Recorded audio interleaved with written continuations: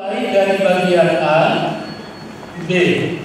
A dan B ini tidak ada di dalam putusan 29 tahun 29, tahun 30, tahun 71, tahun 76. Itu belum ada.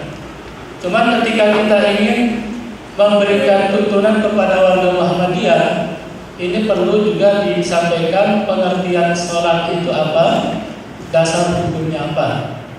Termasuk persiapan untuk sholat. Mulai halaman 2 ada 4 poin. Pertama, mengetahui masuknya waktu sholat, menutup aurat, suci badan, pakaian dan tempat sholat dari najis, suci dari hadas kecil dan hadas besar. Itu mungkin nanti yang dibahas pertama. Yang kedua, tata cara sholat. Yang ditekankan pada pagi hari ini, tata cara sholat ini nomor 1 dan nomor 2. Jadi nanti kita coba urut Pak lebih. Saya nyampaikan dulu sebagai pengarah kepada panitia, kepada ketua nanti yang jadi ketua dan sekretaris. Jadi A, B, C. C ini nomor 1 dan nomor 2. Kalau nomor 1 dan 2 ini selesai, nanti akan kita bahas yang sering menjadi perdebatan.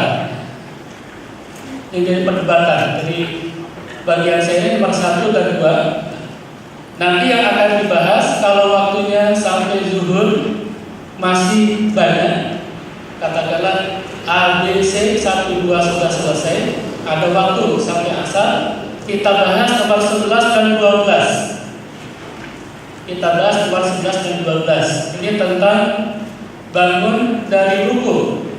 Apakah sedekap pagi atau ilsa? Walaupun kami sudah bukan mengarahkan, artinya membuat tuntunan ilsa. Tapi biar lebih malam pembahasan di sini. Kemudian nomor 12 tentang cara sujud. Apakah cara sujud itu lutut dulu, tangan dulu, atau kepala dulu? Pilihan. Nah, kepala dulu, gak ada ya? 3, 2. Lutut dulu atau tangan dulu? Kalau kepala tidak ada. Ini pilihan. Sehingga nanti kalau ini 2 selesai, nomor 11 dan 12 selesai, insya Allah nanti yang lainnya tidak terlalu krusial. Itu jadi perdebatan banyak tentang bacaan tasbih, ruku, sujud kan hampir sama. Tapi yang jadi perdebatan di masyarakat Muhammadiyah dalam sedekap ini bagaimana? Sehingga muncul cara sholat Muhammadiyah ini bisa dilihat sedekap atau ihsan.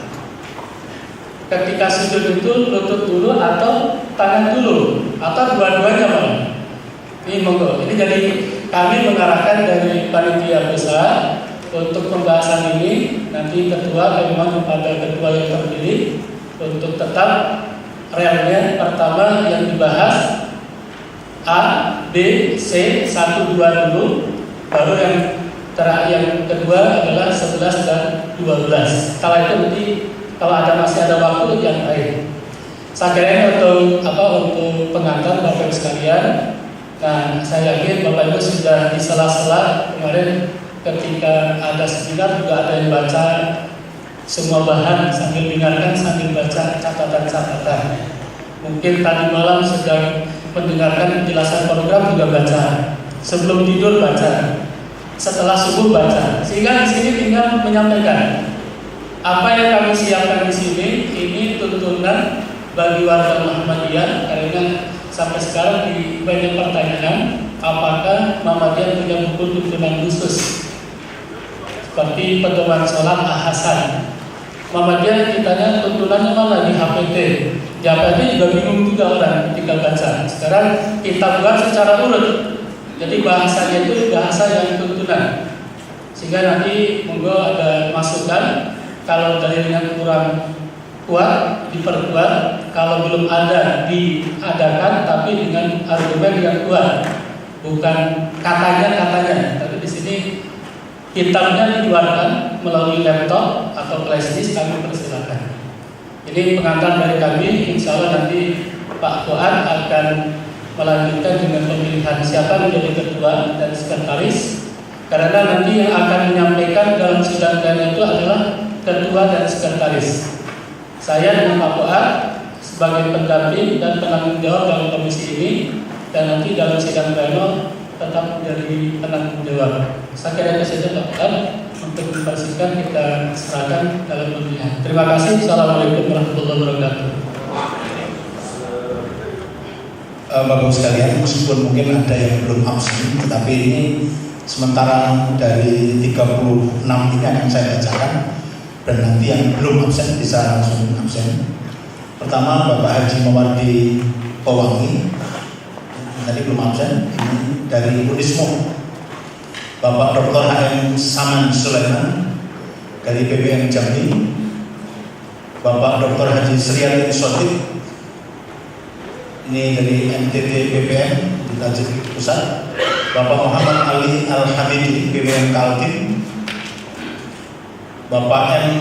Zulfikriddin BBM Sumatera Selatan. Ada dari BBM Sumatera? Ya, belakang. Bapak Haji Abidin Ja'far dari Kalimantan Selatan. Bapak Syakir Jamaluddin MA ini dari Majelis Tabligh BP Muhammadiyah. Bapak Damuri dari Riau. Bapak Rizan Adam BBM Gorontalo. Bapak Endi Prasetyo dari BUTM belakang depan. Bapak Dr. Ansrudi Tarindri MPD dari BBM Sulawesi Barat. Bapak Zudi Purnomo dari Lamongan ya. Bapak Wahyu Wijayanti Bapak Wahyu ini tulisannya Wijayanto ya. Ini Tajik BDM Jakarta. Di sini duduknya. Ya. Bapak Humaydi Hamid ini dari MDT PP Muhammadiyah. Ibu Siti Aisyah dari BPA MDT Aisyah. Bapak Atam Solihin dari Mu'alimat. Bapak Maulana Sirga MDT BBM Sumut. Oh, pindah. Ini pindah. Diganti. Ada gantinya. Saya sendiri. Oh ya. Tanda pindah. Bapak Bapak Sulidan ya, BBM Sumatera Utara ya. Bapak Zainuddin Siala BBM Sulawesi Selatan. Bapak Haji Agus Tri Sundani SAI BBM DKI Jakarta. Ibu Dr. Masyara MA UMY. Ibu Umi Hani Stikes Aisyah Jakarta. Bapak Fakih Zainuddin ini dari PS Amanah Muhammadiyah Tasik Malaya. Bapak M. Amin IMTT BPM. Bapak M. Isnawan dari Rumah Sakit PKU Yogyakarta sudah. Bapak Haji Rahmat Hidayat SPDI MTT BBM Bengkulu belakang. Bapak Imran Rosyadi MTT Jawa Tengah ya, belakang. Ini yang dari Bapak Momtaz Ibu Yasa ini Aceh belum tanda tangan. Bapak Samsudin Jawa Timur ya. Bapak Samsuri dari Banten. Bapak Nur Hakim UMM. Bapak Haji Rahmat Hidayat MTT BBM Bengkulu. Bapak Samsul Hilal MTT BBM Lampung ya.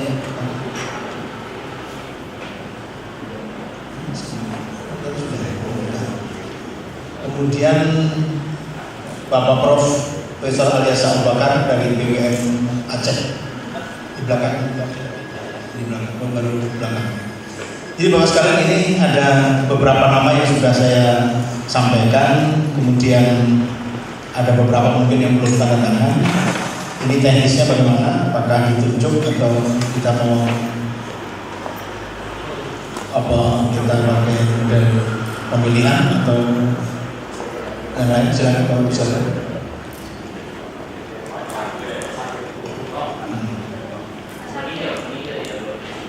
Maksud ada nggak?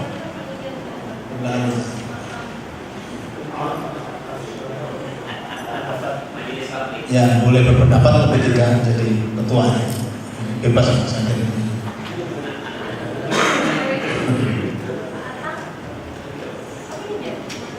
Malu. Atau yang paling sepuh dan yang paling muda begitu Pak?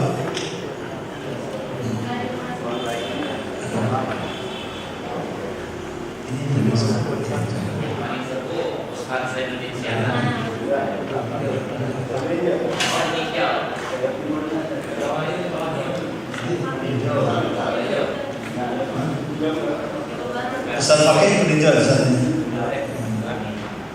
Orang untuk pilih Ustaz pakai.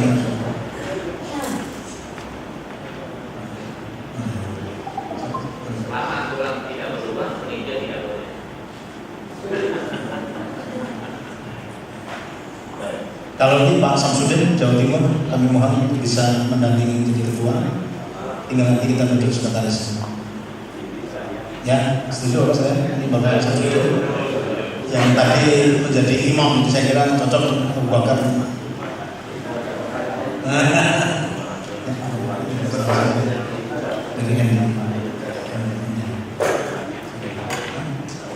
Ya, mohon Pak Wahyu nanti jadi sekretaris dari Jogja ini. Apa itu?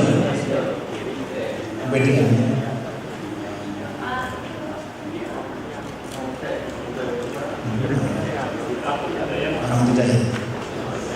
Bapak Haji Rahmat Hidayat SPDI dari NTT belum bisa.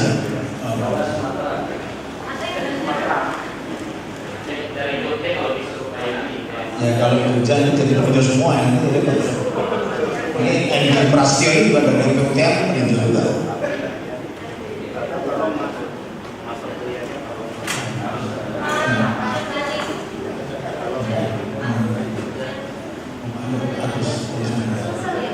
Bapak Haji Agus Tri Sundari SAI dari DKI Jakarta PWN. Kami mohon untuk bisa mendampingi Bapak Samsudin dari Jawa Timur. Terima kasih. Kami persilakan Pak Samsudin untuk mengambil tempat di kita sebelum kami silakan dengan Bapak Haji Rahmat Bapak Agus Tri Sundari SAI.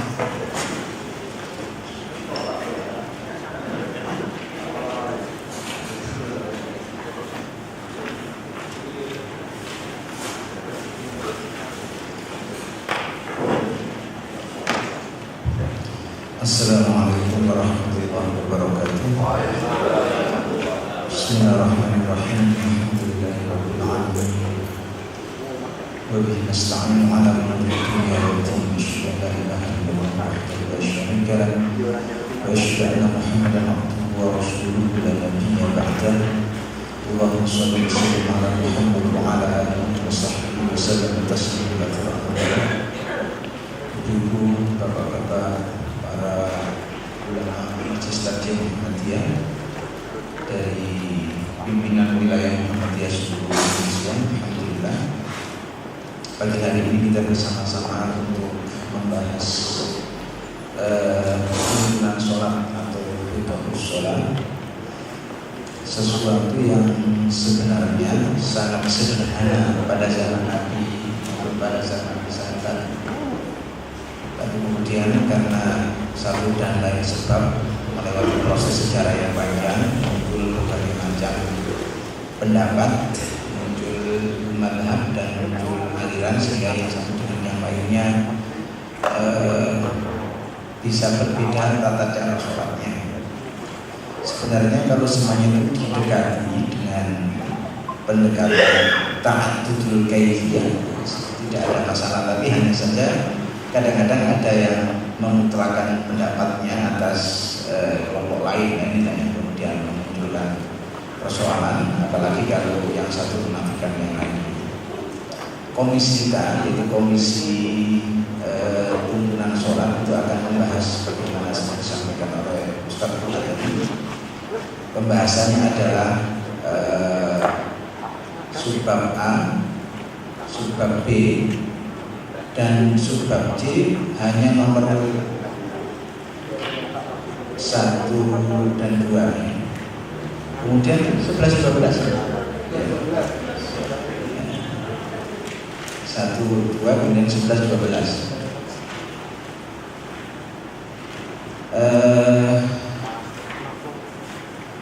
Kami menawarkan kepada semua peserta teknis pembahasan yang kita lakukan itu bagaimana? Apakah dibaca oleh sekretaris kami kalimat demi kalimat kemudian ditanggapi atau bagaimana? Ya, silakan. Kalau bisa langsung saja ini yang sudah baca semuanya. Ya, untuk mempersingkat waktu. Mungkin ada masukan-masukan. Yang kedua, untuk perekaman.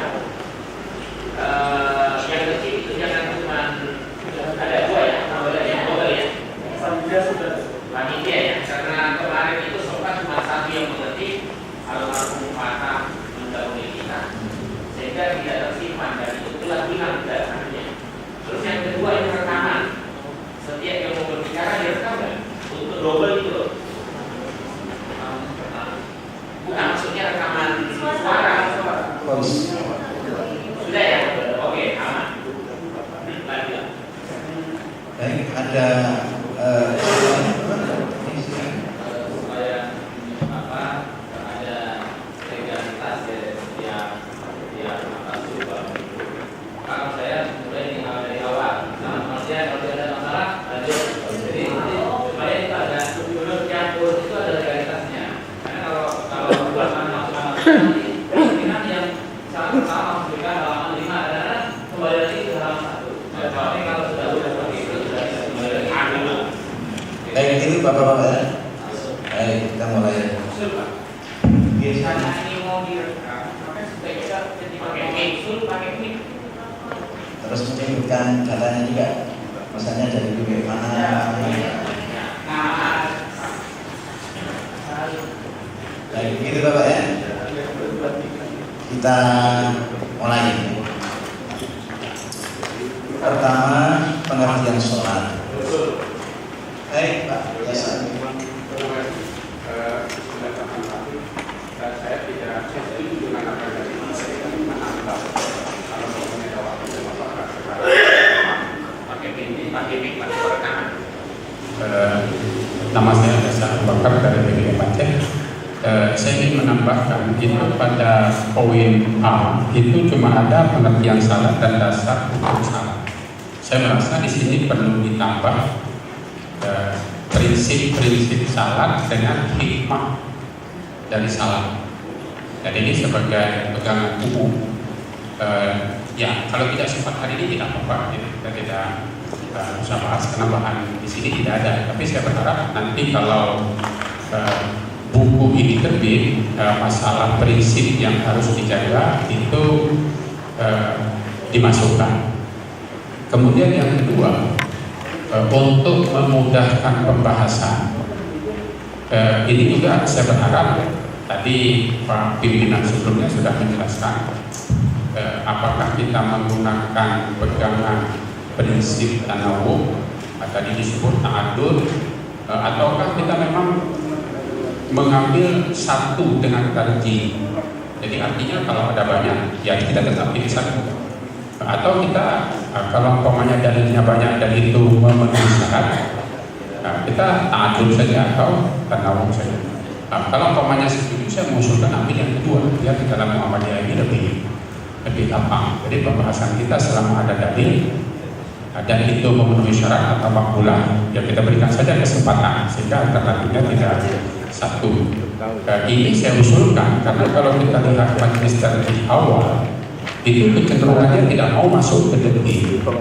Itu selalu hal-hal yang ada dalil, sedangkan yang tidak ada dalil itu cenderung diserahkan kepada masing-masing PWM atau kepada masing-masing jamaah untuk memilihnya. Tapi kadang-kadang ini menimbulkan kesulitan.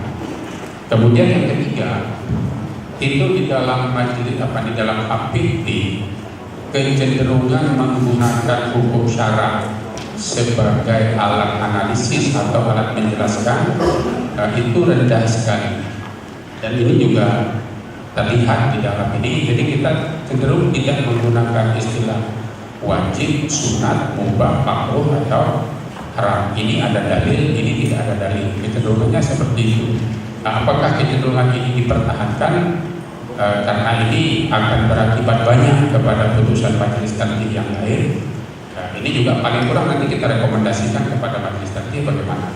Kenapa saya katakan demikian? Karena kalau kita tidak menggunakan kategori-kategori untuk menjelaskan yang kita dapat, kita akan punya kesulitan bagaimana kita merumuskan sesuatu yang baru nanti. Apakah itu sesuatu yang mubah saja atau sesuatu yang wajib atau bagaimana? Jadi ini 3 hal yang saya sampaikan. Terima kasih. Saya mohon maaf. Assalamualaikum warahmatullahi wabarakatuh. Baik, Bapak-bapak, tapi sebelum kita sampai ke sana sebagaimana disampaikan oleh Pak Ali Hasan tadi, seperti yang kita katakan yang diusulkan oleh Bapak tadi, mungkin kita bahas ya satu persatu, nanti kita setujui, kita tambahi, atau kita sempurnakan dan seterusnya. Apa seperti itu yang dimaksudkan? Baik, saya baca aja ya naskahnya. Tidak usah. Baik, tentang pengertian sholat bagaimana? Apakah disetujui atau ada tambahan? Kalau saya begini, ada beberapa catatan dari saya yang ingin saya mintakan pendapat kepada bapak-bapak. Betul bahwa kata sholat itu memang bentuk jamak, dan bentuk jamaknya adalah sholawat yang berarti doa. Sehingga kata sholli atau sholataka di dalam Quran ayat surat 9 ayat 103 itu berarti doa, dan bla bla bla dan seterusnya. Kemudian ada tambahan Ibnu Arabi ya. Yang ingin kami tanyakan di sini, kenapa Ibnu Arabi? Dan bukankah semua ulama juga punya pendapat seperti itu ya? Benar-benar sih. Kenapa Ibnu Arabi ini yang perlu saya share untuk dibahas bersama? Kemudian yang kedua, paragraf yang terakhir dari pengertian sholat itu, kalau merujuk kepada buku-buku fikih misalnya, itu tidak pernah meninggalkan kata-kata beserta niat. Misalnya gini, paragraf ini berbunyi, adapun menurut istilah syar'i, sholat adalah ucapan dan perbuatan tertentu yang dimulai dengan bertakbir. Ya, redaksinya dimulai dengan takbir atau bertakbir, nanti saya tanya kepada yang ahli bahasa. Karena diakhiri dengan salam atau tidak bersalam gitu. Dengan syarat-syarat tertentu. Kalau ini menurut yang saya baca, biasanya kalau merujuk kepada buku fikih, dimulai dengan bertakbir dan diakhiri dengan salam disertai niat dengan syarat-syarat tertentu. Ya.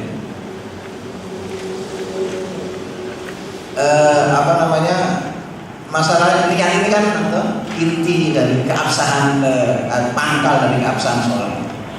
Itu menurut saya ya, menurut kami ada tambahan disertai niat baru dengan syarat-syarat tertentu. Silakan. Pak, saudara. Terima kasih Syakir Jamal Syakir. Ya,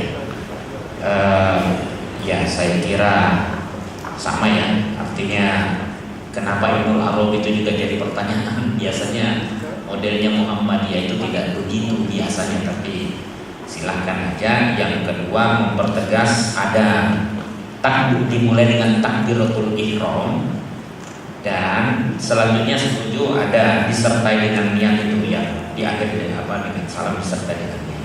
Nah, cuman untuk tambahan Pak, untuk draft tuntunan sholat itu prinsip ibadah harus masuk di awal itu untuk membatasi dan membedakan sekaligus dengan prinsip muamalah. Jadi orang tidak bisa lepas dari kriteria atau syarat atau prinsip itu.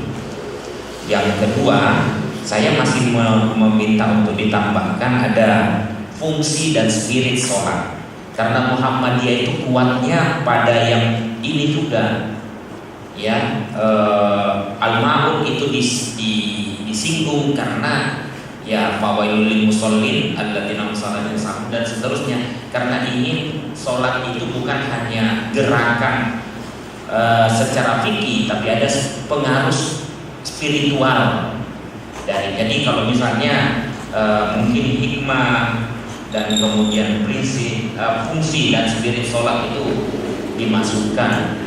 Nah, terus termasuk nanti hadis yang hukum sholat itu, Pak.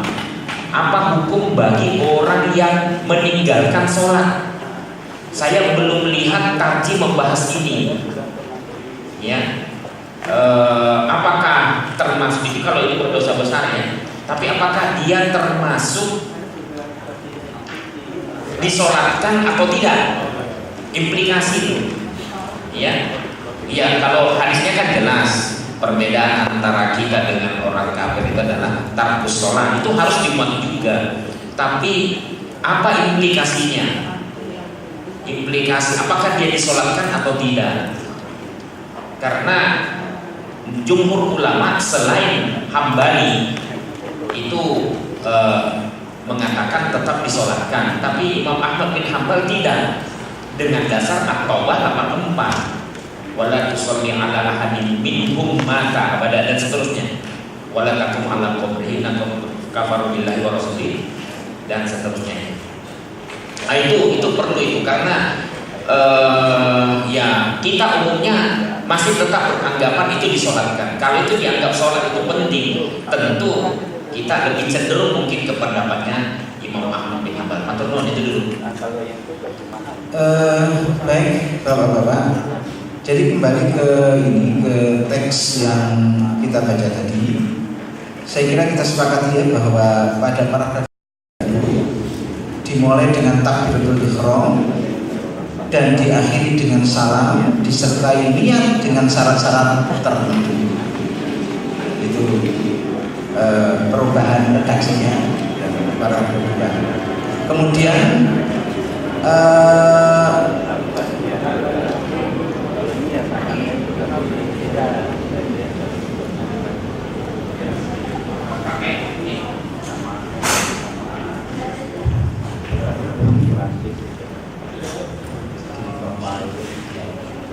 Assalamualaikum warahmatullahi wabarakatuh. Saya Muhammad Ali Al-Hamidi dari Navis dari Dr. Jalan Tertinggi. Berkaitan dengan pendapat Imam Nawawi mengatakan bahwa salat adalah rahmat. Saya kira ini pendapat ini agak lemah berkaitan dengan ayat Al-Quran. La ilaha illallah sallallahu alaihi wasallam. Ada ayat itu ya, la ilaha illallah sallallahu alaihi wasallam. Mereka dapat salawat dan rahmat. Berarti kalau rahmat itu salawat diartikan rahmat ya. Ya, apa ada titik sama bahkan itu beda ya. Nah, ini perlu ini lagi. Kita gali lagi apa makna salawat. Ya, memang kalau itu saya kira bukan Ibnu Arabi saja. Sebagian besar mufassirin kan mengartikan kalau sholat itu kita artikan dari kita kepada Nabi doa, dari malaikat kepada Nabi istighfar, kemudian dari Allah kepada Nabi rahmat. Itu memang itu umumnya semua kitab tafsir memang menjelaskan begitu. Di samping itu kan tidak, artinya tidak terlalu penting untuk diperdebatkan karena soal setuju dan setuju aja kan belum kan ini yang kita bahas masalahnya tuntunan sholatnya ya, tuntunan sholat. Tapi saya kira untuk menambahkan misalnya prinsip-prinsip sholat ya seperti yang Pak Syakir dan Pak Aliasa tadi. Kemudian juga kalau dalam kita fikir namanya makanatus sholat fit tashri' al-islami. Jadi itu yang dimaksudkan dengan fungsi spirit itu ada di situ semua, termasuk kenapa ada orang yang mengerjakan sholat dan seterusnya. Cuma mungkin perlu saya sampaikan sebagaimana disampaikan oleh Pak Syakir tadi, ayat yang dibaca itu terkait dengan Abdullah bin Ubay bin Salul yang memang nyata-nyata munafik, dan kemunafikannya itu adalah munafik i'tiqadi. Nah, sementara kalau kita terkait dengan orang yang menurut penglihatan kita tidak sholat, kan kita tidak tahu batinnya manusia. Dan Rasulullah kan sholat, mensolatkan jenazahnya Abdullah bin Ubay bin Salul sudah takbir. Kalau menurut kita tafsir baru kemudian ditegur oleh Allah terus dibatalkan sholatnya kan.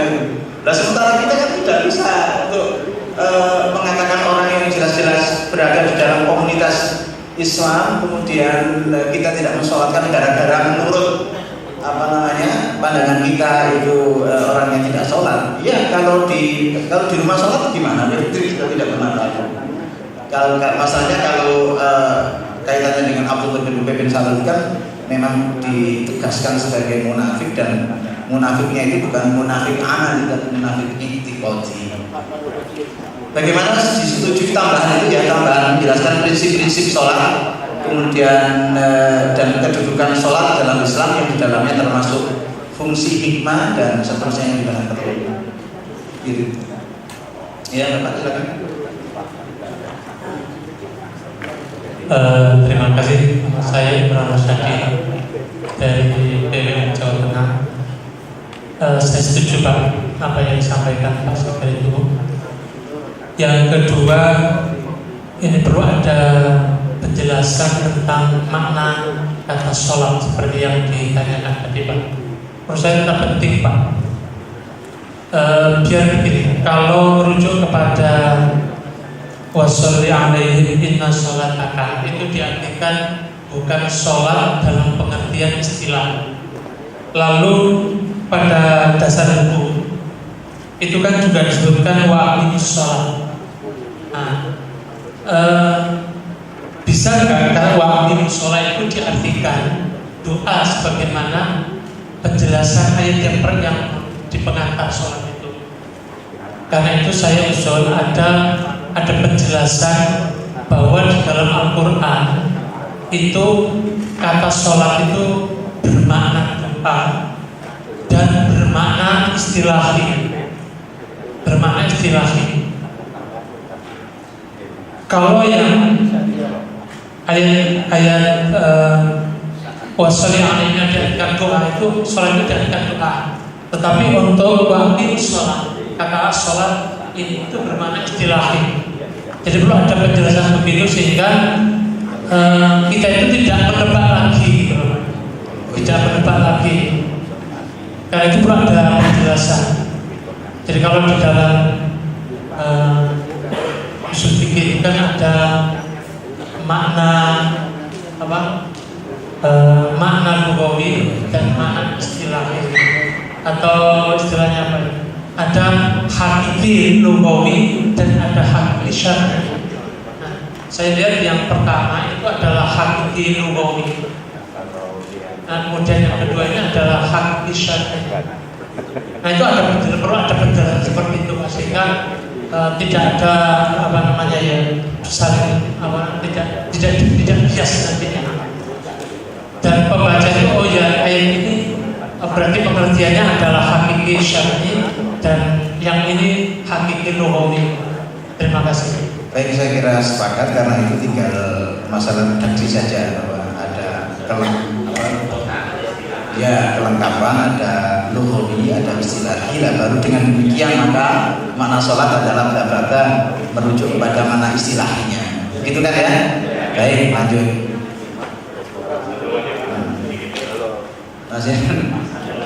Padahal masih poin 1. Numpang. Masih pengertian saja. Baik. Kelihatannya kalau melihat konten dari pengertian sholat ini memang ada substansi yang tertinggal seperti yang Pak sampaikan dari tentangnya, sehingga redaksinya perlu ditata supaya tidak ada yang terlompati dari substansi rangkaian sholat itu. Misalnya yang secara ini sholat adalah ucapan dan perbuatan, padahal kita yang ini itu sesuatu yang substansi. Mungkin redaksi yang tepat untuk saya, sholat secara syariah adalah serangkaian kegiatan yang diawali dengan niat dan seterusnya itu tidak masalah. Karena melihat dari komentar-komentar awal posisinya adalah sangat penting. Dan kalau perlu nanti hadis-hadis tentang niat, apakah harus jahr, ibadah-ibadah apa saja yang harus niatnya jahr dan sir, nanti diberikan di sini. Ya, terima kasih. Apa maksudnya ada ketegasan bahwa niat yang dimaksudkan dalam sholat itu kaifiatnya begini gitu kan? Ya. Ya, baik. Ini niat di dalam ada di belakang. Oh ya. Baik. Karena kita masih bicara tentang pekerjaan. Ya saya kira redaksinya saja diperbaiki. Yang penting ada unsur niatnya itu tidak boleh ditinggalkan gitu aja ya. Dilengkapi aja. Ya baik, saya baca ulang ya redaksi yang barangkali kita sepakati, yaitu adapun menurut istilah syar'i. Nah, istilah syariah apa istilah syar'i? Loh, menurut syar'i itu ada unsur sifat itu.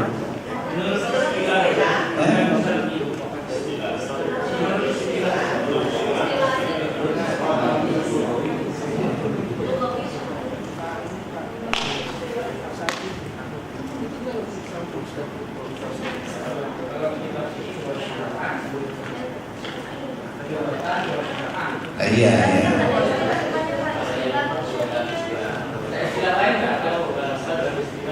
Iya, saya kira begitu.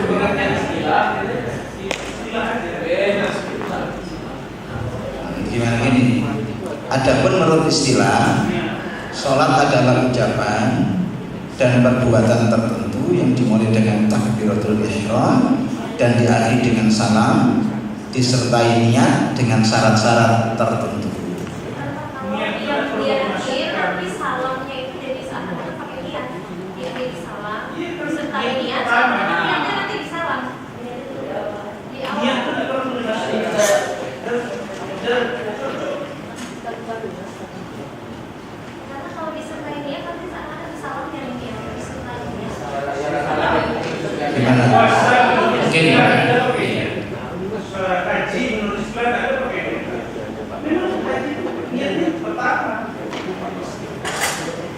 Ya, kalau saya mungkin tidak perlu niatnya tidak perlu cantumkan, Pak. Meskipun dalam apa perumusan fikih tentang siam memang dimasukkan, karena di puasa itu kan asyam itu al-imsak anil akli wa syurbi biniyati ta'abbud, kan memang ada ya. Tapi saya kira tidak, karena nanti di situ juga masuk dalam apa namanya tata cara itu, nanti ada niat. Itu saya kira sudah cukup saya kira.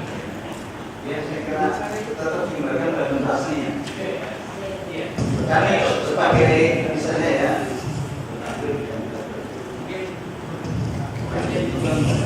sebagai pertimbangan yang misalnya di dalam mausu'ah itu aqwalun wa af'alun muftatahatun bitakfiri muhtatamatun bitaslimi ma'an niyati bisyara itu mahsusah. Ya memang ada niat dan ya tentu pemahamannya nanti kembali ke sana. Ya bisa saja, maksudnya ini pertama ini dari apa namanya musuh fikih yang dikeluarkan di ya terserah saja mungkin kita sifatnya.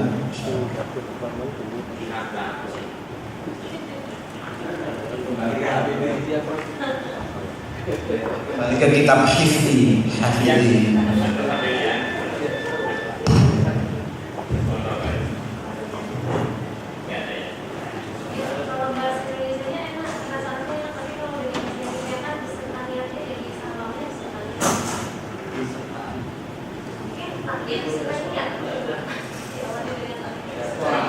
Ini disertai nanti akan niatnya bersama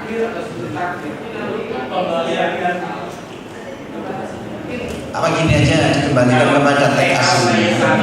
Saya sabi loh Pak ya. Ya. Tapi tidak harus saya sabi. Iya, iya. Suatu ibadah yang terdiri dari ucapan dan perbuatan tertentu yang dibuka dengan takbir dan ditutup dengan salam. Iya. Nah, istilah takbir tadi dibiarkan begitu, apa diganti dengan takbiratul ihram? Mengingat ada usulan yang pertama tadi. Boleh takbir aja.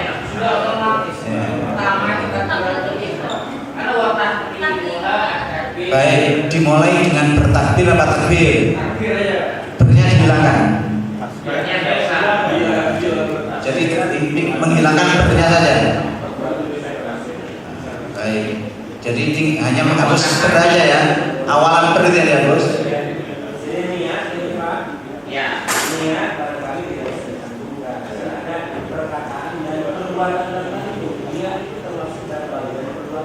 Including di situ ya.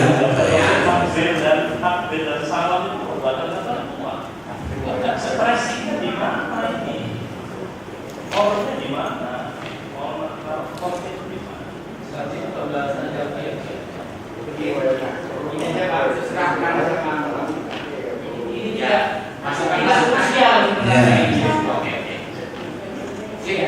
Saya kira sementara itu hanya awalan bersaja yang dihilangkan.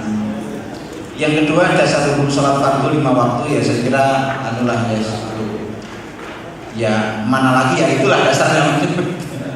Pertama ya surat An-Nur ayat 56 atau juga boleh diganti dengan ayat-ayat yang perintah sholat yang lainnya. Ya, yang kedua artinya kalau diperkaya ya boleh saja. Ya, artinya misalnya tidak satu ayat, misalnya ditambah. Ya saya kan rasakan. Yang kedua dasar hukum sholat waktu ada nggak usah 5 waktu karena A dan B tidak berbicara tentang 5 waktu. Nah nanti yang C baru hadis Nabi tentang sholat wajib 5 waktu. Ya. Karena A dan B tidak berbicara 5 waktu. Sholat fardu itu ya 5 waktu itu ya. Ya, judulnya dasar hukum sholat waktu. Karena kan penjelasan. Oh berarti merubah subbab juga. Tidak subbab kan pengertian dan dasar hukum sholat 5 waktu. Sholat saja. Kalau ini apa dari arti sholat itu bisa sih tidak usah Iya. Artinya ditambahkan lah ya. Ditambahkan. Yang surat Al-Isra itu. Iya. Karena itu berbicara tentang waktu itu. Ditambahkan dalil perintah sholat yang ada di surat Al-Isra itu, yang ada di Turki Syamsi. Ya. Kemudian dasar hukum sholat fardu saja 5 waktunya dihilangkan gitu. Ya. Berarti yang atas juga pengertian dan dasar hukum sholat 5 waktu apa diganti dengan pengertian dan dasar hukum sholat fardu?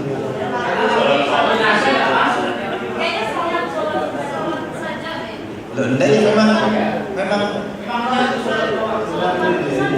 sholat jenazah ada sendiri nanti yang dibaca kita tidak membahas sholat itu.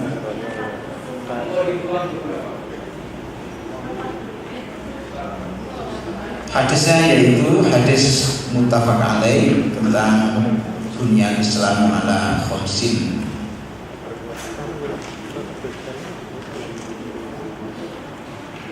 Yang apa? Dasar hukum sholat fardu.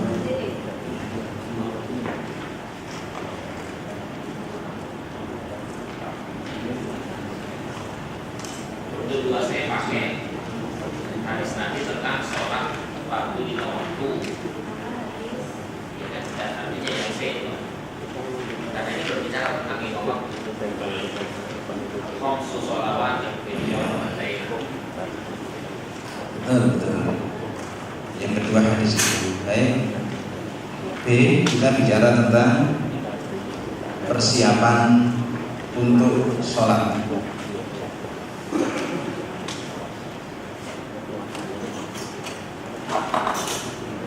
Ya, dari subbab B gimana, ada pertanyaan?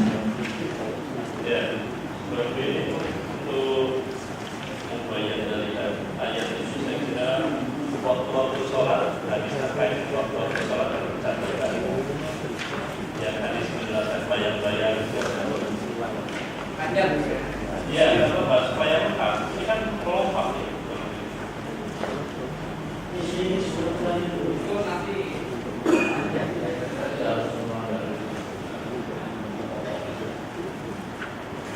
Ya kalau nggak bisa dijelaskan lima waktu itu. Ya kalau itu di HGD ada, nah.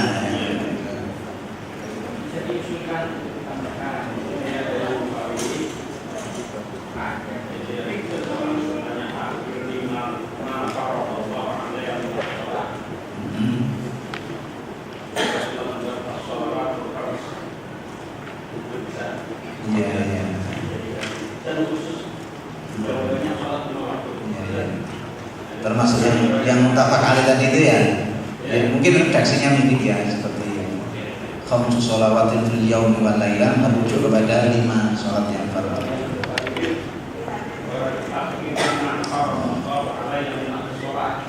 Ya itu saya kira untuk ditambahkan. Misalnya kayak batu yang ada yang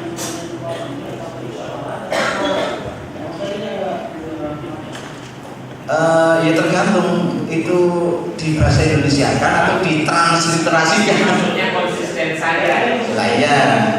Saya kira kalau konsisten ya pakai SALAT kan ya itu kan, karena di bahasa Indonesia kan.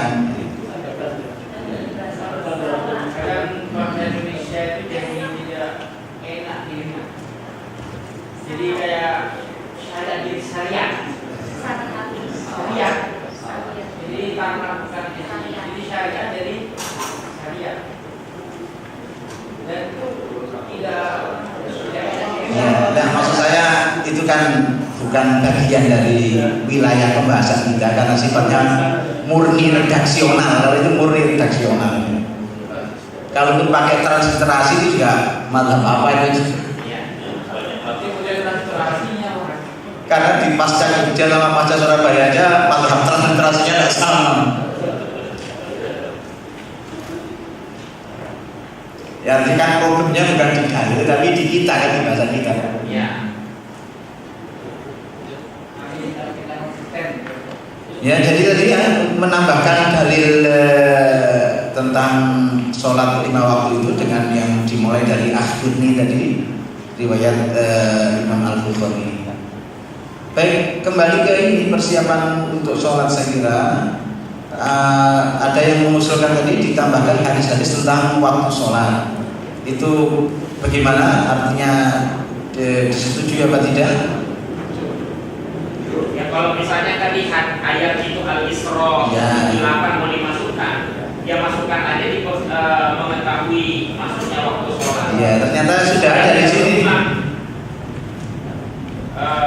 Belum ada, maksudnya di drop ke bawah. Akibat sholat dituduh kisah bilang dosa kita yang 78 itu. Oh, ditambahkan di Mengetahui maksudnya waktu sholat. Iya. Jangan bahasa ini sekarang. Iya. Udah karena kan di awal kalau misalnya di atas di situ, di bawah di situ lagi, kayaknya ini. Ya. Iya, itu silakan. Kalau tadi pakai tentang waktu sholat. Yang apa Bu? Persiapan waktu sholat, mengetahui maksudnya waktu sholat. Ya baik. Mengetahui masuknya waktu sholat. Tapi tadi terkait dengan kembali ke nomor 2 dasar hukum sholat fardu. Maksud saya di HGD ini kan sebenarnya ada ayat Al-Quran surat An-Nisa 103. Iya betul. Inna sholata kanat al-mu'minina mawquta.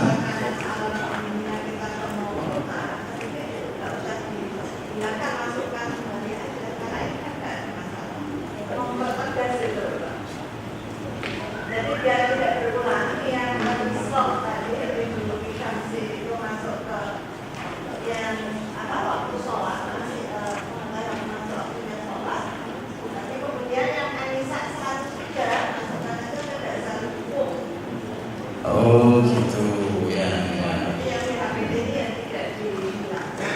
Ya. Kamu bisa kalau kita.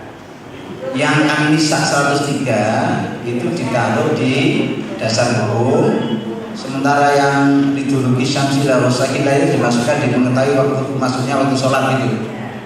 Baik, saya kira. Nanti ada lagi hut 114 itu ada lagi. Ditambahkan tidak ada. Iya. Saya ada hal yang penting menurut saya lucu dalam istilah fikih. Ya silakan Pak Syakir. Yang B itu namanya itu kurang familiar di dalam apa istilah fuqaha. Yang B persiapan untuk sholat. Oh, iya. Biasanya syarat. Ya kalau persiapan maaf, nanti kalau yang satu masih bagus mengetahui masuknya waktu sholat atau persiapan. Tapi kalau misalnya yang kedua menutup aurat, berarti sebelumnya belum menutup aurat. Baru persiapan. Masuk saya. Pakailah istilah-istilah baru supaya orang itu tidak ini. Maaf.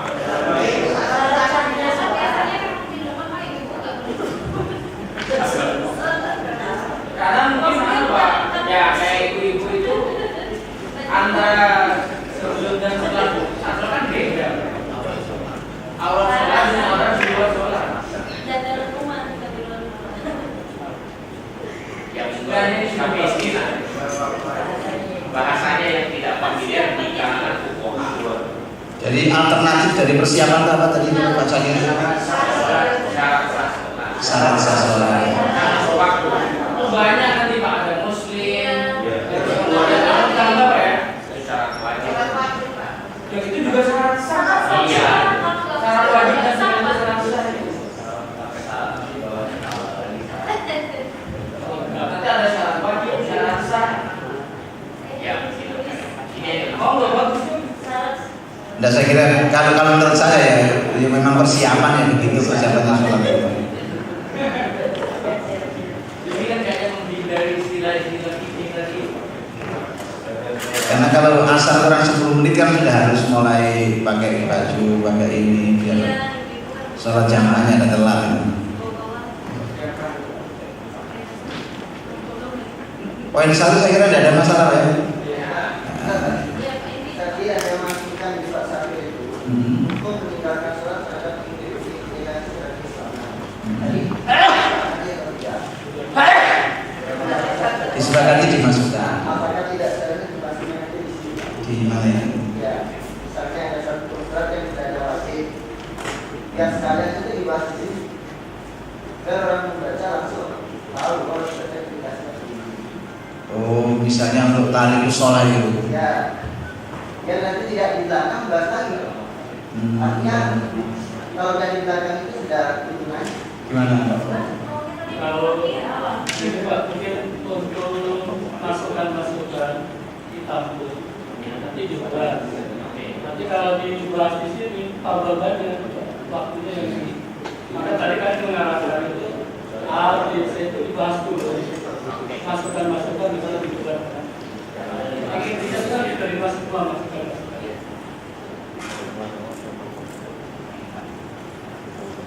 Ya. Ya, saya nyampang belum jauh. Saya mau menanyakan ini yang diusulkan oleh Pak Aliasa Abu Bakar tadi tentang bukan tentang tidak dipergunakannya istilah-istilah fikih dalam itu kan memang sejak awal kita tidak pernah menggunakan ini arkan, ini sunnah, apakah sunnah abad, apakah sunnah hayat, kita tidak. Karena memang dalam Muhammadiyah bahwa al-ibadah itu kan al-iqtidah yang mengikuti apa adanya sehingga istilah itu dipakai. Walaupun itu ada implikasinya atau kaitannya dengan sekolahnya anak-anak kita. Anak-anak kita yang sekolah di negeri itu kan ketika ujian itu mesti ditanya itu rukunnya apa, sunnahnya apa dan seterusnya.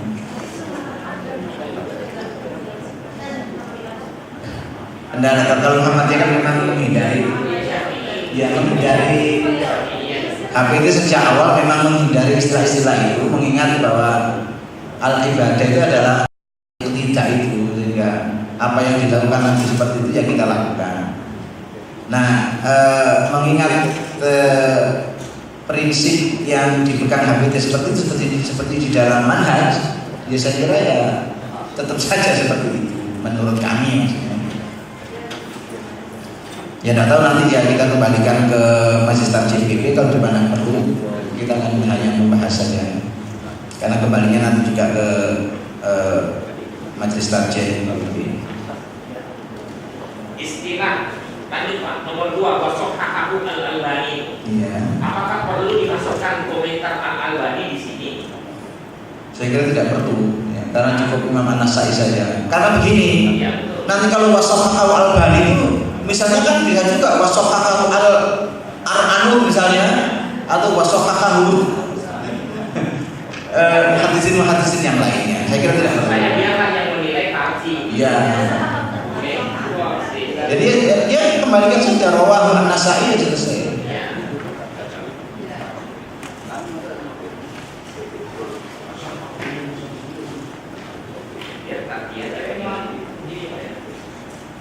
Dalam rapat terakhir kan Pak Mansur itu menyarankan bahwa kalau kita menentukan itu perlu disebutkan penilaiannya. Penilaiannya itu ya kalau misalnya tidak dinilai sendiri, mungkin penilaian orang lain tidak ada. Khawatir jangan-jangan ini hadisnya gimana? Misalnya orang tanya, sampai atau tidak, kasar atau tidak? Nah makanya minimal itu ada siapa saja, atau boleh siapa saja. Saya setuju tahditsnya, maksudnya kitab apa, juz berapa, halaman berapa, tapi yang menilai itu biar tarjih, jangan al-Albani. Ya, kalau harus tarjih menilai, aku bisa setiap hadis itu ditahrid harus. Ya tidak apa-apa. Ya. Banyak orang hebat seperti Pak Syakir, dengan saya mungkin. Akhirnya yang mentahrid Pak Syakir itu juga begitu. Ya, tapi kan tim, Pak, tim. Ya. Itu harus Bukan muncul nama orang. Iya. Mungkin kalau saya Pak di konsistensi aja, kalau karena di bawah kan tidak konsisten ya. Kalau misalnya rawahu Ahmad di bawah misalkan rawahu Tirmizi, rawahu Ibnu Majah kan tidak ada wasohahnya, maka dibuang saja. Kalau mau pakai wasohahu al-Arnaud misalnya, maka semuanya juga hadis-hadis yang mungkin selain Bukhari Muslim juga dikasih komentar itu. Tapi kalau tidak, saya kira dihilangkan. Dalam himpunan khusus hadis sebenarnya bukan sesuatu yang asing. Itu juga ada wasohahu Ibnu Huzaimah, itu juga ada dalam HPT. Tapi kita kan melihat konsistensi aja. Kalau misalkan dari atas sudah wasohahu al-Arnaud, mestinya hadis-hadis yang tidak diriwayatkan oleh Bukhari Muslim juga diberi komentar. Tapi kalau tidak ya dihapus saja. Dan kalau saya sependapat dengan kalau saya, oke, silakan.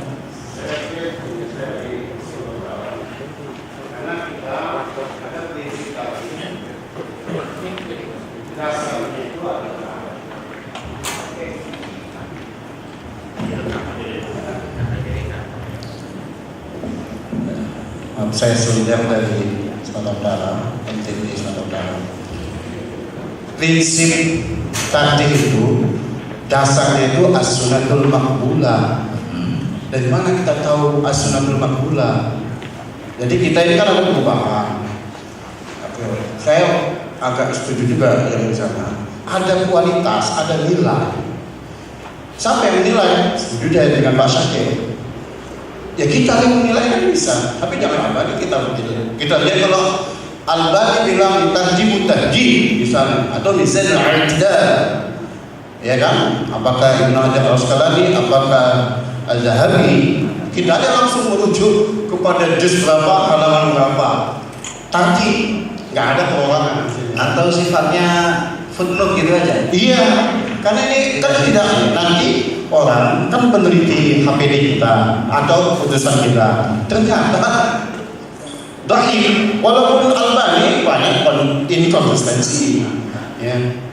Jadi kita tidak usah lihat ke toko, tapi kita kan jamaah, jadi kita tarjih. Jadi tetap rawahu Nasa'i ya misalnya, nanti dikasih footnote. Betul, kalau bisa konsistensi dari awal sampai akhir bikin aja kualitas itu, nggak usah sebut eksplisit di situ. Iya, saya setuju ada kualitas. Karena kita kan mau yang as-sunatul maqbulah, bukan yang dhaif. Makasih. Saya tambahkan sedikit Pak. Silakan. Jadi begini, sebutkan saja hadis ini sahih. Itu kalau yang menulis tarjih mesti ya tarjih yang mensolihkan. Iya, kita ini sudah layak untuk memutuskan tim itu yang bekerja. Tidak boleh perorangan disebutkan. Ya bukan tidak boleh. Boleh, tapi mantan saya suruh tim aja bekerja. Sudah saatnya. Ya, saya kira begitu. Jadi tetap kembali disebutkan tetap misalnya rawahu an-Nasa'i ya, kalau nanti ada keterangan menurut masih tarjih hadis ini sahih bisa saja begitu. Ya sudah Bapak, masih ada lagi?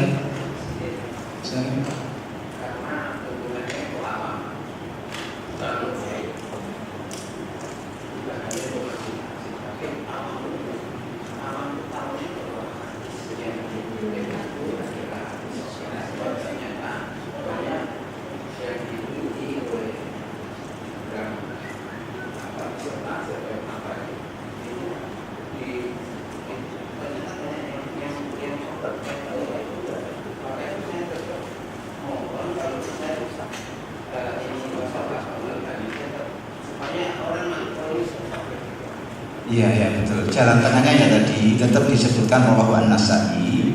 Kemudian ada catatan kaki disahihkan oleh majelis tarjih, bisa saja dengan pertimbangan bla bla bla ya saja. Misalnya kemudian menyebut Syekh Al-Albani atau Syekh yang lainnya ya. Asalkan jangan menyebut Habib Syekh Asegaf gitu.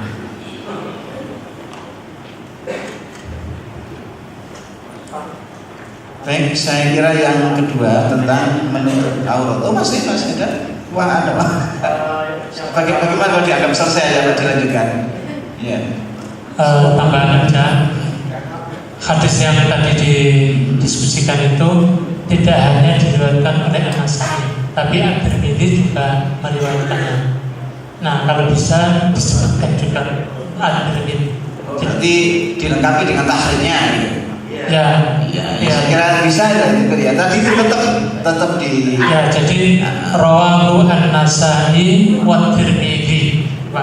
Kemudian majelis tarjih mentakhrijnya. Ya. Saya kira hukumnya wajib Pak untuk mentakhrijnya, apalagi ini berkaitan dengan sholat. Gak lah ya, intinya dilengkapi dengan tahrirnya itu aja. Ya. Tapi jangan cuma satu rawi. Kalau misalnya ada 2 atau 3 rawi sebutkan aja. Oh lah ya. Nah kalau memang misalnya diriwayatkan oleh sekian banyak orang ya ditahrir sekalian. Jadi setiap hadis nanti ada tahrirnya. Ya silakan Bapak. Assalamualaikum warahmatullahi wabarakatuh. Maaf suara saya agak besar banyak dari Kalsel sebagai Kalsel Ustaz Kalsel. Saya sependapat tadi Pak, harus ada tahriznya itu lebih menguatkan. Kita bukan hanya bagi konsul kepada orang yang berpendidikan, tapi juga orang awam juga gitu. Ada pengetahuan sampai makin bertambah. Orang katakan mengenai hadis sampai hanya perawi awal saja, perawi saja ingin tahu hadisnya itu seperti apa dan sepertinya. Ya maaf saja, seperti itu oleh Pak. Ya tak salah ada tapi buku lain yang menjelaskan itu. Kemudian tentang Albani, orang memang tidak percaya. Orang meyakini sebagian umumnya begitu, karena beliau sudah punya jasa banyak untuk bersiap, untuk berkisah, musik ada kitab yang lain sudah ditahkan beliau, sudah diteliti oleh beliau. Beliau pernah mendapatkan hadiah penghargaan dari Saudi.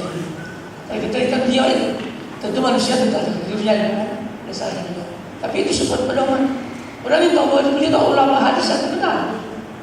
Siapa saja yang mengakui. Tapi kita harus menghargai juga. Saya beliau berusaha untuk meneliti hadis.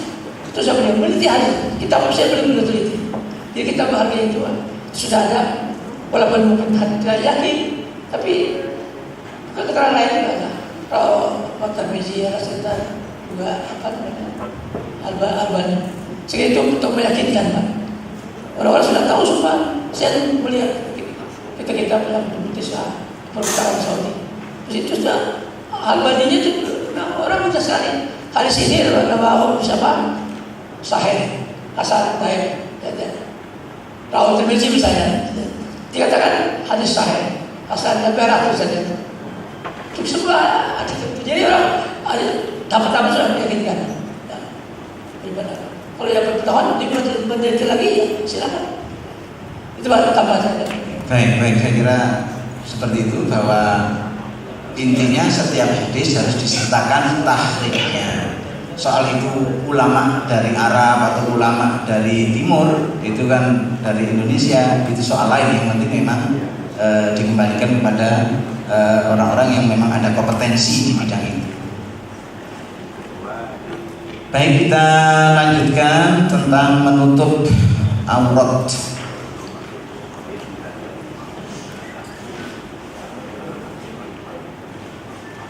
Apa disebutkan batas-batas aurat?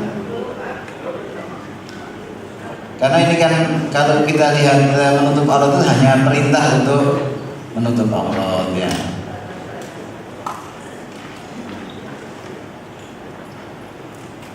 Apa ditambahi itu apa? Batas-batas aurat misalnya. Ya karena di sini kan menutup aurat aja ya. Ya ada ditambahi keterangan tentang batas-batas aurat beserta dalilnya ya. Ya saya kira itu ya, ditambahi keterangan tentang batas-batas aurat beserta dalilnya. Ya ini yang mungkin perlu ini bapak-bapak ini perlu air apa itu karena tergerak oleh kering. Ya ini harus panitia ini. Bukan air aja itu biar rendah. Kecuali yang puasa hari Kamis ya.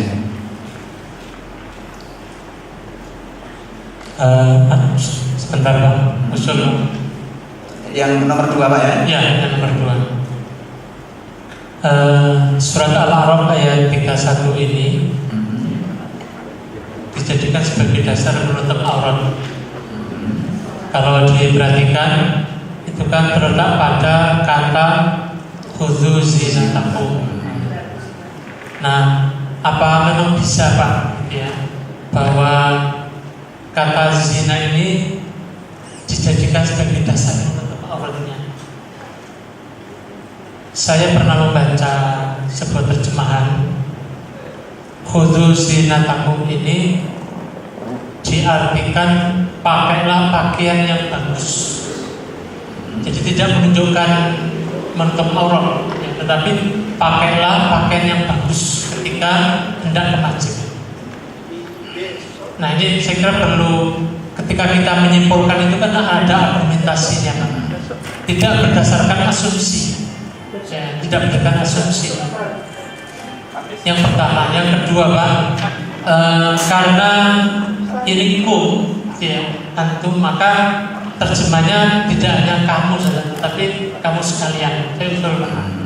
Ya, kalau dari pakailah pakaianmu, ya kan hanya anta. Nah, padahal ini kan antum. Bukan nanti yang khudzu zinataka ya, tapi khudzu zinataka. Kita perlu juga biar kita lebih cermat. Oleh karena itu kami minta kepada ada ayat lain yang perlu ditambahkan di sini selain barangkali yang lebih spesifik gitu. Ya, saya belum menyimak, tetapi tadi saran saya nanti kalau ini perlu didukung dengan data, tidak hanya karena kita ingin mengarahkan ke situ lalu kita simpulkan ke situ, kan tidak begitu, tapi memang ada datanya. Oh ini, oh berarti ini. Memang gini kan, salah satu fungsi hadis terhadap ayat, ya sebenarnya satu fungsi hadis terhadap ayat itu adalah bayan. Lah bayan ya, mengingat adanya ayat apa namanya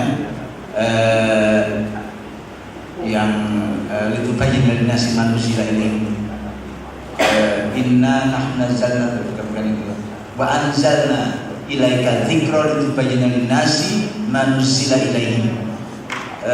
Itu kan satu-satunya fungsi al-hadis atau as-sunnah terhadap ayat itu kan sebagai bayan. Hanya saja kemudian para ulama membagi ada bayan takriri, ada bayan tafsiri, dan ada bayan taknini.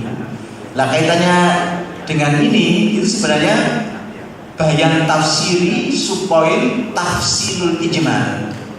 Sebenarnya hadis yang di bawah ini itu adalah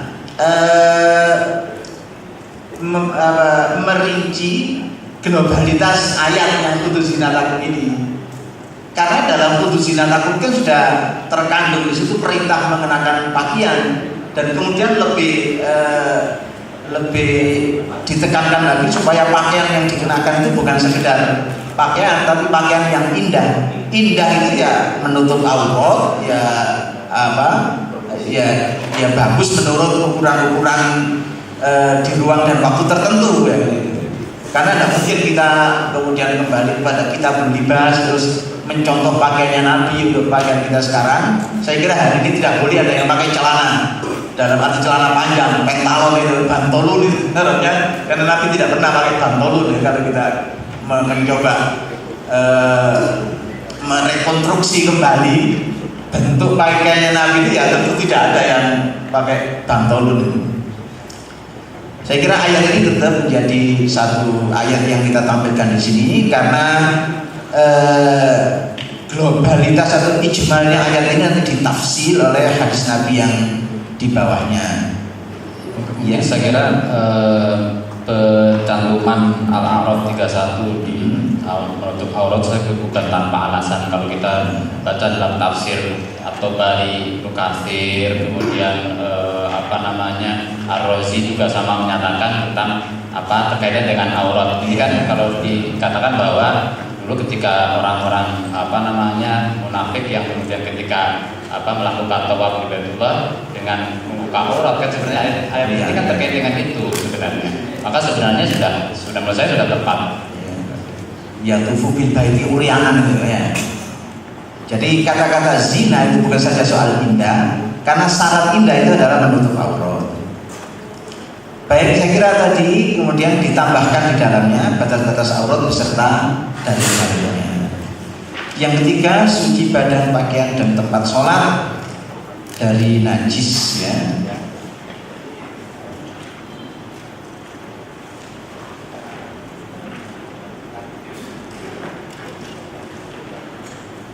Bagaimana dengan yang ini nomor 3? B? Ya, dianggap cukup karena di situ rinci sekali, ada hadis Jabir, ada hadis Aisyah, ada hadisnya Anas bin Malik, seterusnya. Yang keempat, suci dari hadas kecil dan hadas besar ya, tentu saja saya kira tidak usah dilakukan.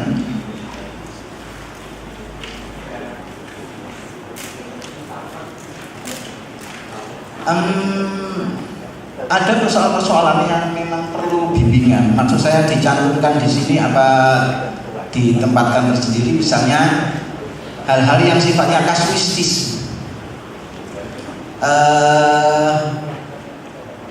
Orang yang geser, kalau dalam bahasa fikih silsil, ya.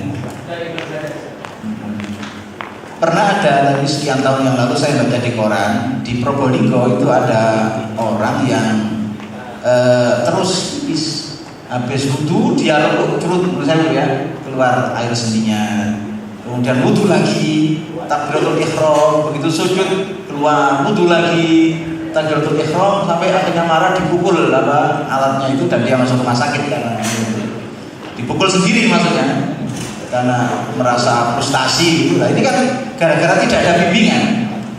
Sementara dia ingin menjalankan agama dengan baik, terus karena tidak ada bimbingan yang memadai atau dia tidak mau tanya kepada ahlinya terus.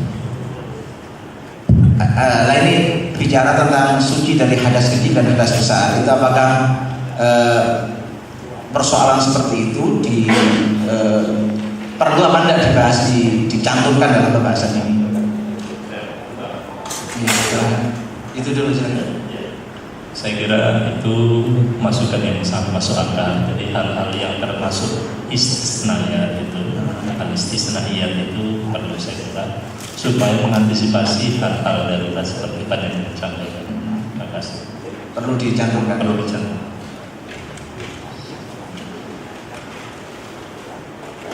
Pak ya.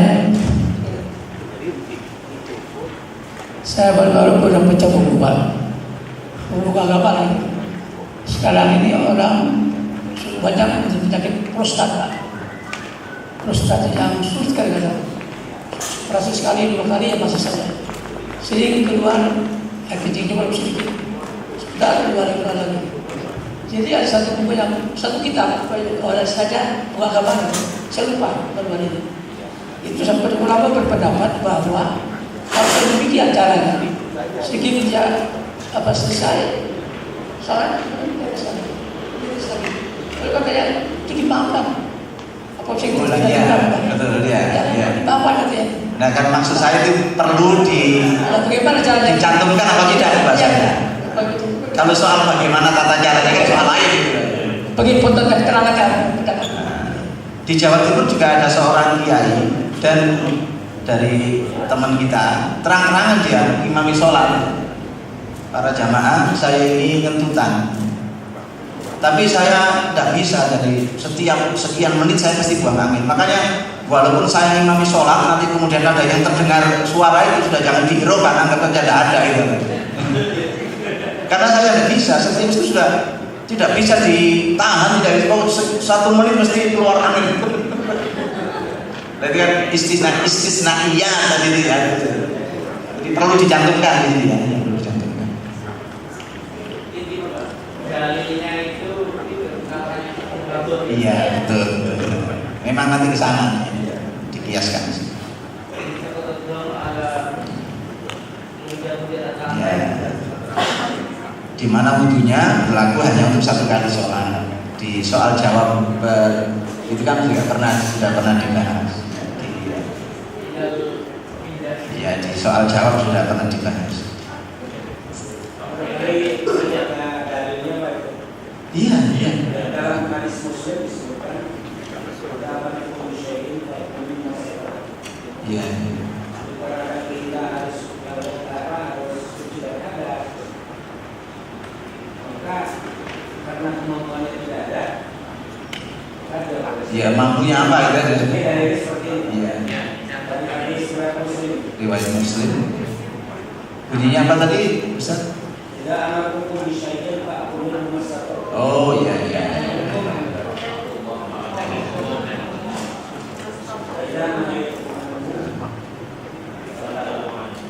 Tapi cukup barangkali yang bisa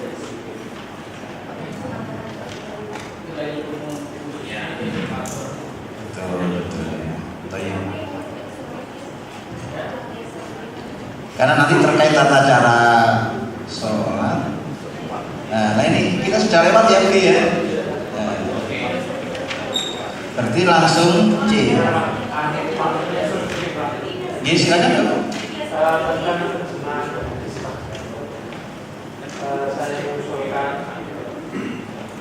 Mungkin juga terjemahan yang lainnya.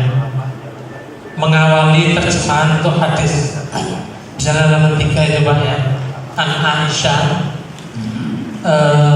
Saya usul tanpa tanda kurung gitu Pak. Jadi misalnya Aisyah meriwayatkan bahwa, jadi tidak usah dari Aisyah diriwayatkan, langsung aja Aisyah meriwayatkan bahwa Nabi Muhammad SAW, termasuk juga terjemahan yang lain yang dia usul.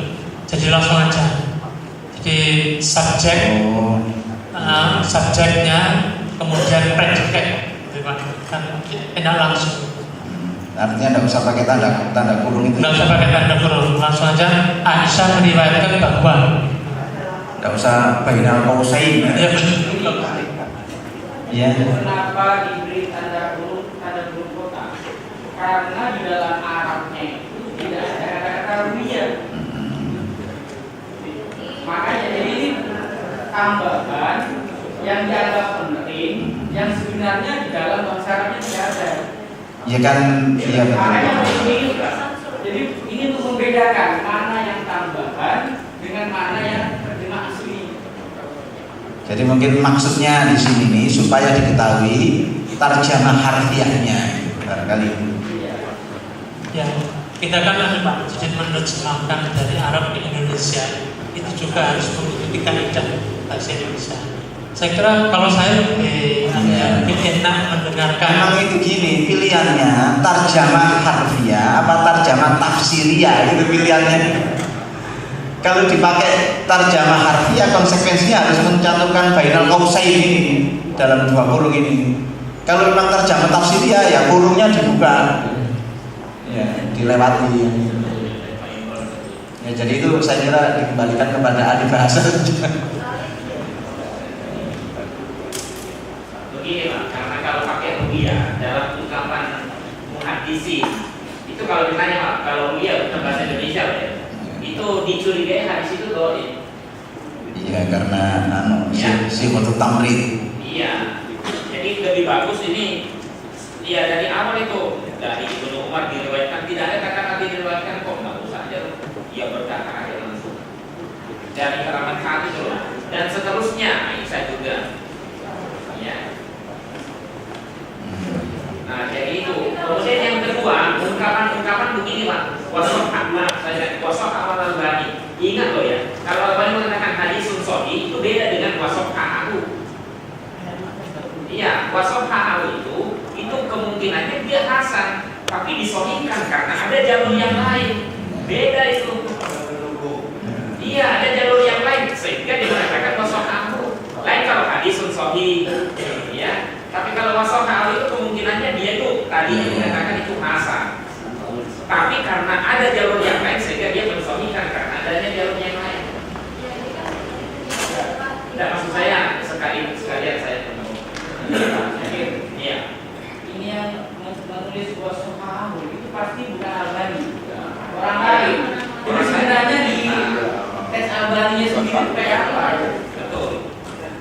Makanya kalau ini kan kembali ke yang sudah kita sepakati tadi bahwa setiap hadis itu dicantumkan tahriknya, sehingga ketahuan itu memang kalau memang Albani bilang begitu terdapat di karyanya yang mana, jilid berapa, halaman berapa. Bisa begitu.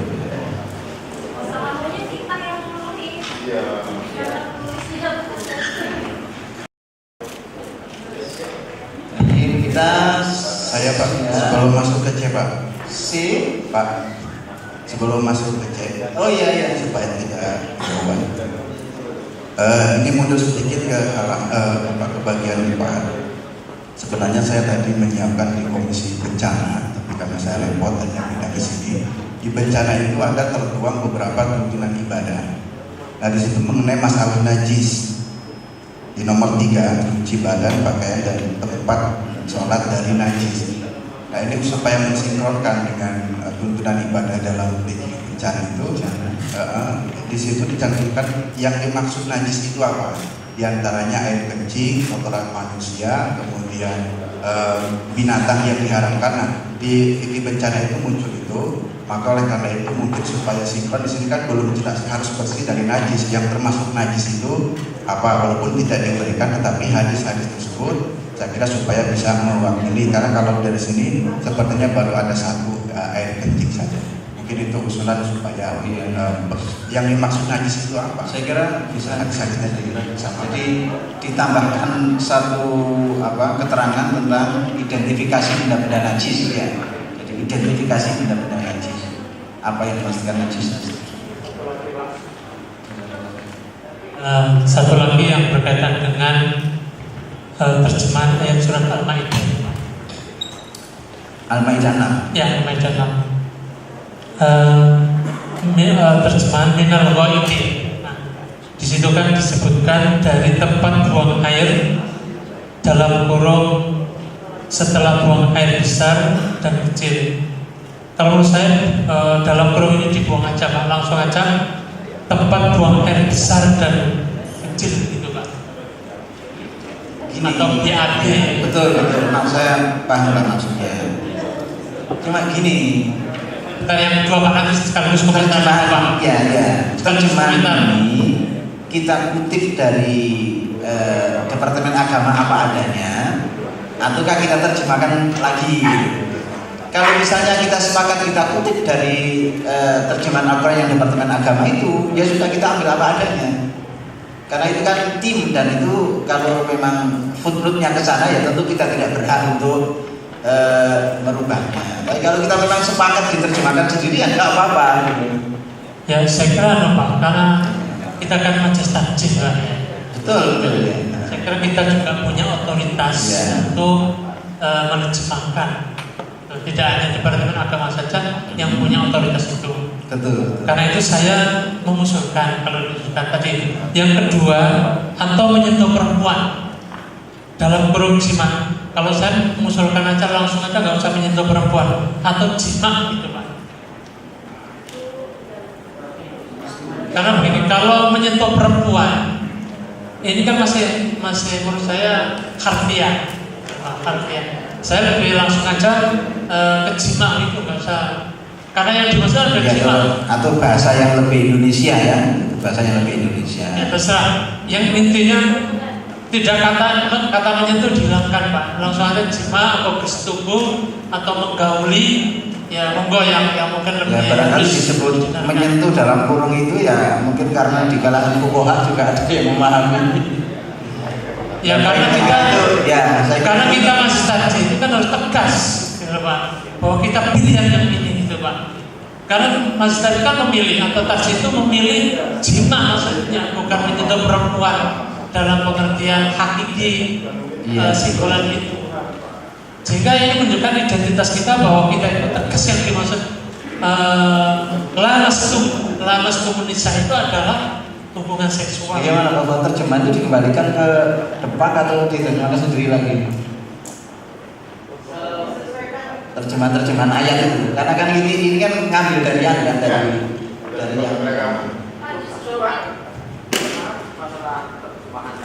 ya, boleh silakan Pak. Kita Kepulauan Riau bahwa kita sesuai konsistensi kita, kalau mau mengutip dari Departemen Agama kutip. Nah kalau mau dikasih catatan kaki nggak mau. Jadi namanya terjemah, dia terjemah lafziah tadi seperti apa adanya tadi.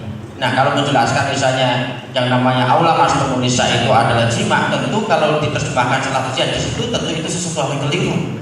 Nanti diketahui orang kita. Nah masalah catatan kaki di bawah itu monggo. Saya kira begitu Pak. Atau gini, kalau buku ini dicetak di permulaannya atau di mukadimahnya harus ada keterangan bahwa terjemahan ayat Al-Quran dalam buku ini diambil dari ini, atau catatan kaki ini apa? Catatan kaki Pak. Catatan kaki. Kalau saya nggak bisa baca Pak terjemahannya. Ya saya kira itu terserah saja. Tapi misalnya kita akan diketahui benar, karena kalau kita baca tafsir itu juga tidak beda, juga tidak ada yang mentertawakan. Artinya gini ya, bahwa terjemahan ayat-ayat itu haruslah sesuai dengan paham agama Muhammadiyah gitu. Ya kan kita rekomendasikan aja bahwa terjemahan ayat-ayat itu disesuaikan dengan paham agama Muhammadiyah. Baik. Karena kalau kita sekarang membahas terjemahan ini ya akhirnya waktunya habis untuk membahas terjemahan.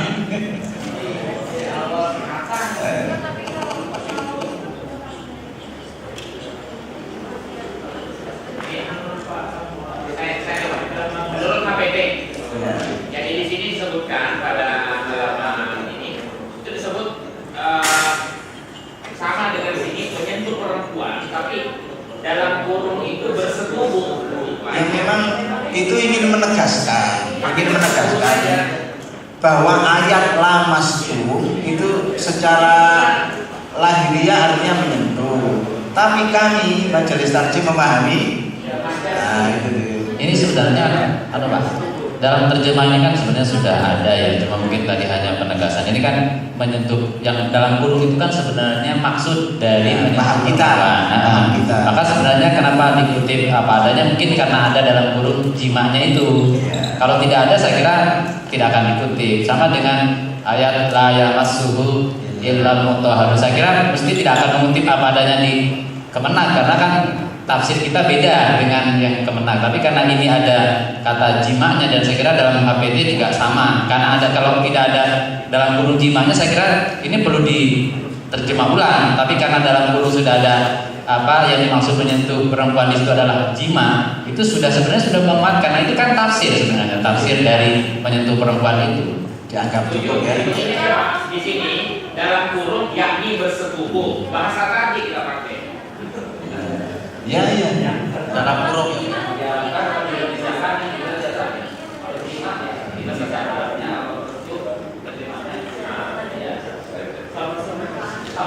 Ya, itu paham. Ya, baik. Jadi gitu ya. Ya, jadi terjemahan ayat-ayat Al-Quran dalam buku Mu'jizat ini disesuaikan dengan paham Muhammadiyah. Baik. Nah, itu kan kita tidak mungkin terus berdiskusi tentang terjemahan. Baik. Selanjutnya dalam C poin 11-12. Sebentar, Pak. Nomor 5 itu, nomor 5 atas, nomor 5 halaman. Halaman 5. Halaman 5 itu yang atas jangan pakai angka. Yang mana? Jangan bingung. Paragraf kedua dari atas, halaman 5 itu. Ayat dan hadis Jabir angka 1 dan 2. Padahal di sini pakai huruf. Oh iya. Iya. Ayat dan hadis Jabir. Huruf A dan B ini berarti ya? Iya. Oh iya. Ya nanti bingung yang baca. Juga hadis Aisyah huruf C. Di sini kan angka 3. Hadis Anas bin Malik huruf D.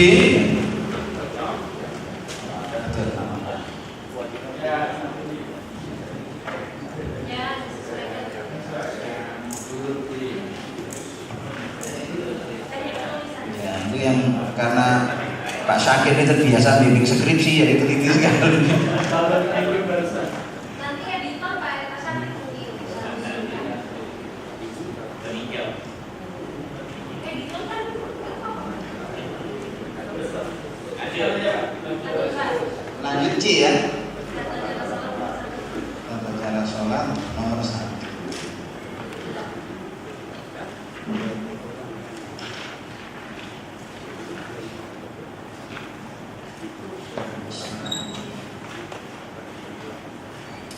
C. Tata cara sholat berdiri tegak menghadap kiblat dan berniat ikhlas karena Allah menghadap ke kiblat.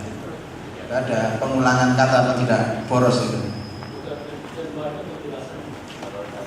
Tata cara berikut ini tata cara sholat menurut Rasulullah Shallallahu Alaihi Wasallam secara tertib ya. 1. Berdiri tegak menghadap kiblat dan berniat ikhlas karena Allah. Oh ini. Baik, menghadap kiblat kayak gitu ya. Menghadap ke arah. Itu bahasa hanya begitu. Syatron ya. Jadi menghadap ke arah. Karena tidak mungkin langsung kiblatnya.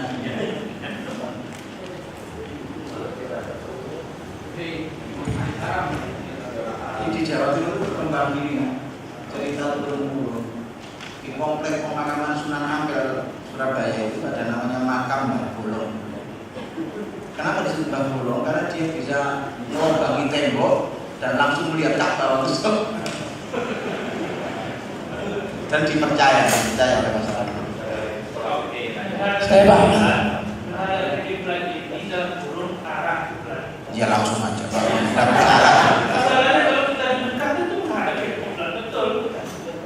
Kalau di sini ya kita ke arah kan. Tidak maaf. Dicari ke arah sana lagi kan. Ya kalau gitu dikembalikan ke awal saja menghadap Bentar. Menghadap kiblat apa menghadap ke kiblat? Tidak pakai ke ya?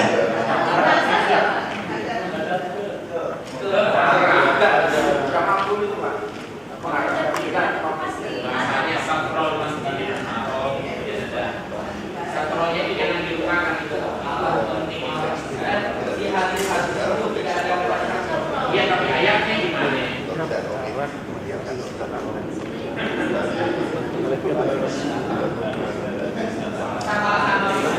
Karena gini, kalau menghadap kiblat itu ke arah juga kena, langsung juga kena.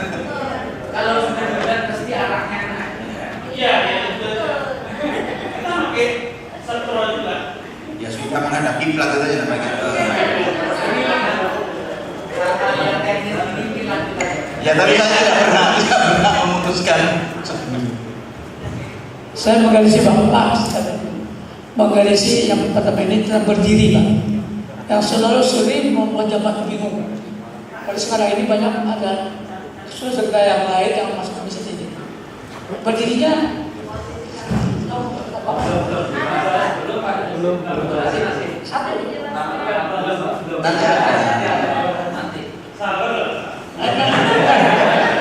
Enggak yang berdiri tegak ini, Pak. Nanti kan ada kaifiyatul qiyam kan ada. Oh ya. Ini masih tentang menghadap kiblat.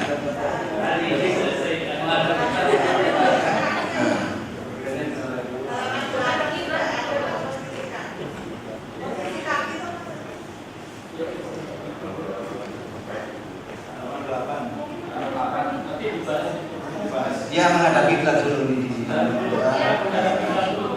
Biar menghadap kiblat. Pada nomor 1 halaman 6 ini serta berdiri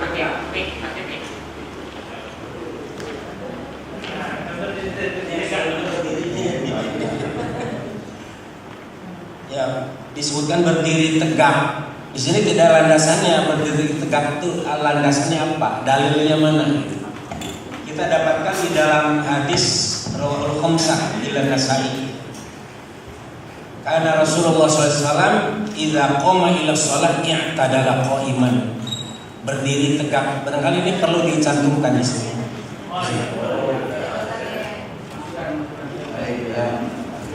Ya.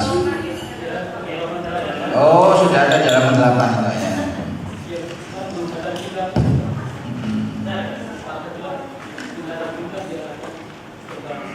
Oh iya, kemana kiblatnya?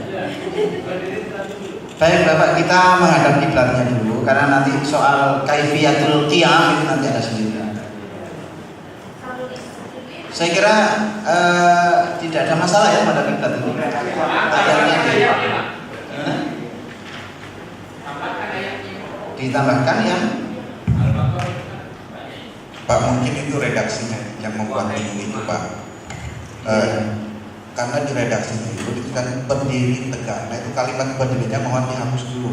Jadi langsung saja menghadap kiblat supaya nanti tidak. Mungkin tadi pertanyaan kan ada kalimat berdirinya apa itu? Sebentar.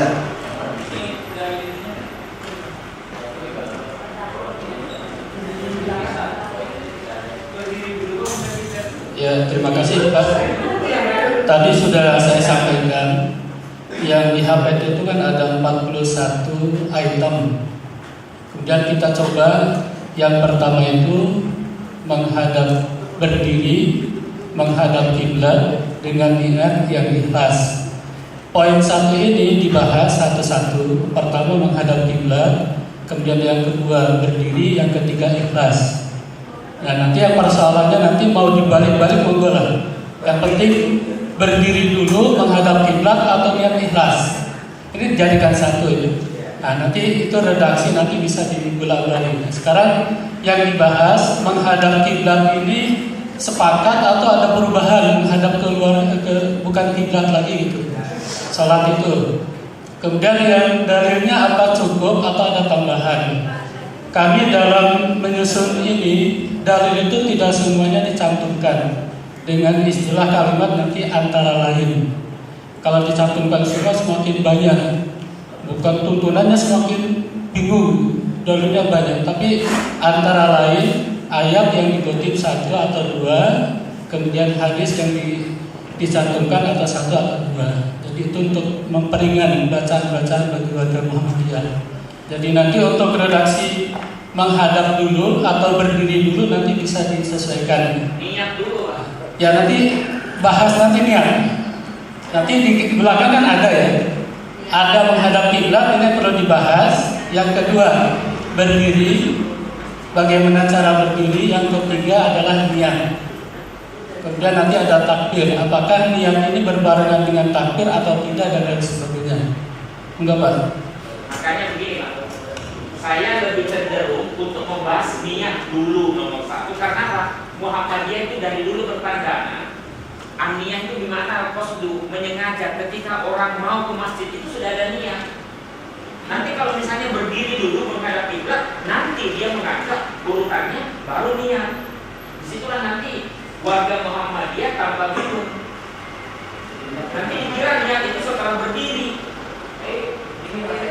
Yang sholat macam-macam, ada sholat tahiyatul masjid, ada sholat qobliyah, ada sholat sunat wudu, ada sholat wajib. Nah, maka ketika kita sholat, yang menentukan kita mau sholat apa ini? Sudah berdiri, karena bisa milih niatnya. Oh sekarang saya mau niat qobliyah, oh saya langsung sholat. Jadi niatnya ketika sudah berdiri, ketika menghadap kiblat, ya jelas. Nah, terserah apa saja tidak menghadap kiblat saya.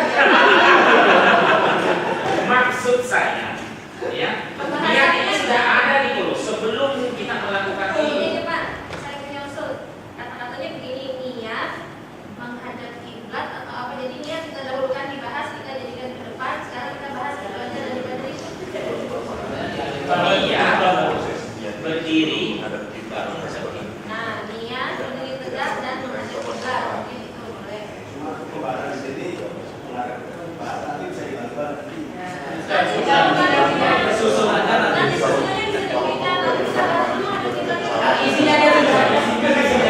Yang penting dibahas, yang penting dibahas. Soal urutannya nanti lah.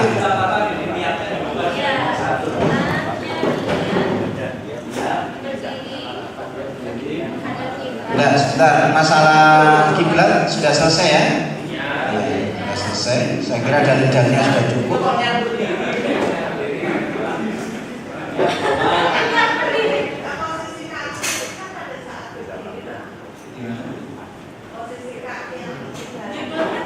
Enggak lah ya, kan kita tadi bahas kiblat. Pertanyaan kita ini sudah apa belum? Sudah. Baru kemudian berdiri. Kan soal urutan dari 3 poin ini mana kan nanti aja. Berdiri apabila tidak ada halangan untuk berdiri. Istilahnya kalau dalam bahasa fikih berdiri bagi yang puasa. Satu lagi Pak, tentang redaksi tadi Pak, karena itu sudah sempurna. Yang tadi yang mana? Yang masih yang dengan menghadap kiblat halaman 6. Apa namanya? Yang mana itu Pak? Sampai sesuai dengan firman Allah dan hadis Nabi. Itu kan A firman Allah, yang B sabda Nabi. Biar redaksinya sama itu Pak. Yang B itu juga hadis Nabi. Bunyinya sabda diganti hadis. Sabda diganti hadis. Biar konsisten dengan statementnya di atas. Yang kedua Pak, kalau yang lainnya tadi hadis itu kan diawali dengan an atau apa. Nah ini untuk yang hadis Nabi yang B ini langsung matanya Pak.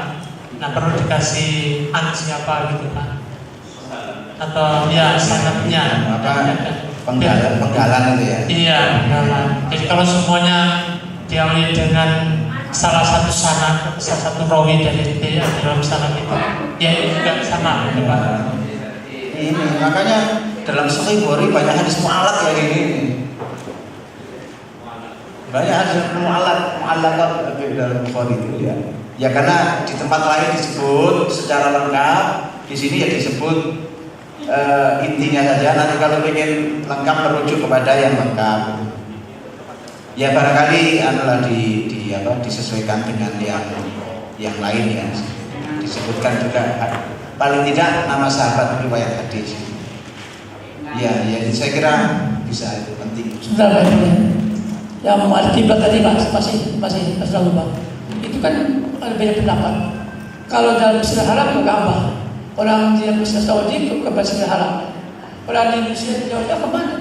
Dia aja kiblat dia. Kiblat apa? Arah barat sebenarnya. Karena itu banyak sekarang masjid terutama begitu. Jawa banyak masjid yang kalau kiblat, tapi di dalamnya karena ini apa namanya sesuai kata. Untuk pengalaman yang paling banyak itu Bapak sang sekretaris membetulkan arah kiblat itu. Banyak masjid-masjid yang arahnya ke barat. Bisa diteliti dengan pedoman yang sudah canggih sekali, sudah ke selatan dari kiblat dari utara. Nah ini pengertiannya itu Pak, penjelasan.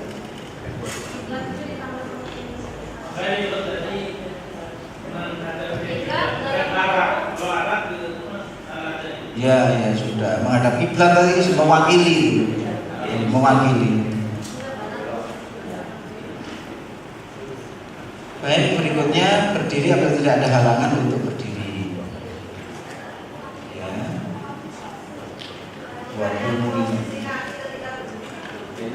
Nah sekarang ini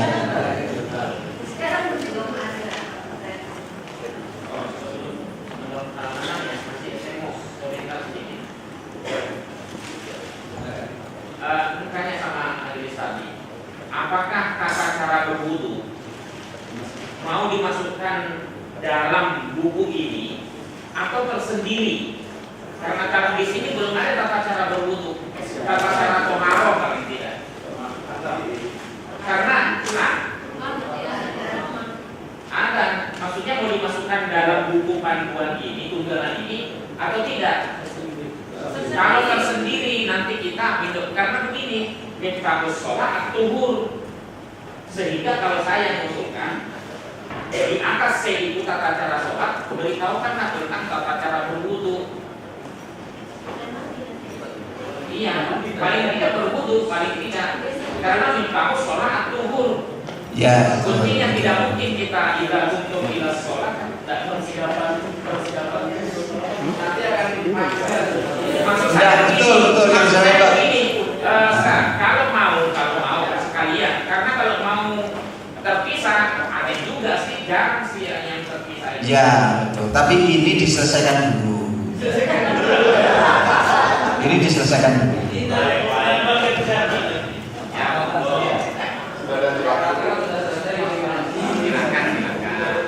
Ini diselesaikan dulu. Dan berdiri, keberadaan. Ini banyak di zaman-zaman Muhammadiyah. Karena sekarang ada masuk khusus ke dalam jemaah. Berdirinya begini. Kalau kita Syafi'i, tapi kalau ini maksudnya emas ini terus begini. Sejauh begini, selalu begini kan. Coba apakah ada dalil atau pengertiannya begini dia mau menemukan kaki antara kaki atau tidak kata ada mangkap dan mangkap ada menjelaskan kata masalah itu alasannya ada lain lagi tapi itu kamu jamaah juga ya maksud bisa babati aja babati kadang-kadang kalau babati biasa begini kadang dia begini maka yang seperti itu kali ini mau menemukan sini yang lain mundur sini berputar di sini, kau maju sini, jalan lagi ini. Lalu kan proses ada salah. Lama-lama tambah lebar lagi. Kalau bang biasa bagaimana dari mana? Saya cari nggak ketemu ya. Ya gini aja, untuk masalah berdiri ini dilengkapi dengan dalil posisi kaki saat sholat. Dilengkapi dengan dalil posisi kaki.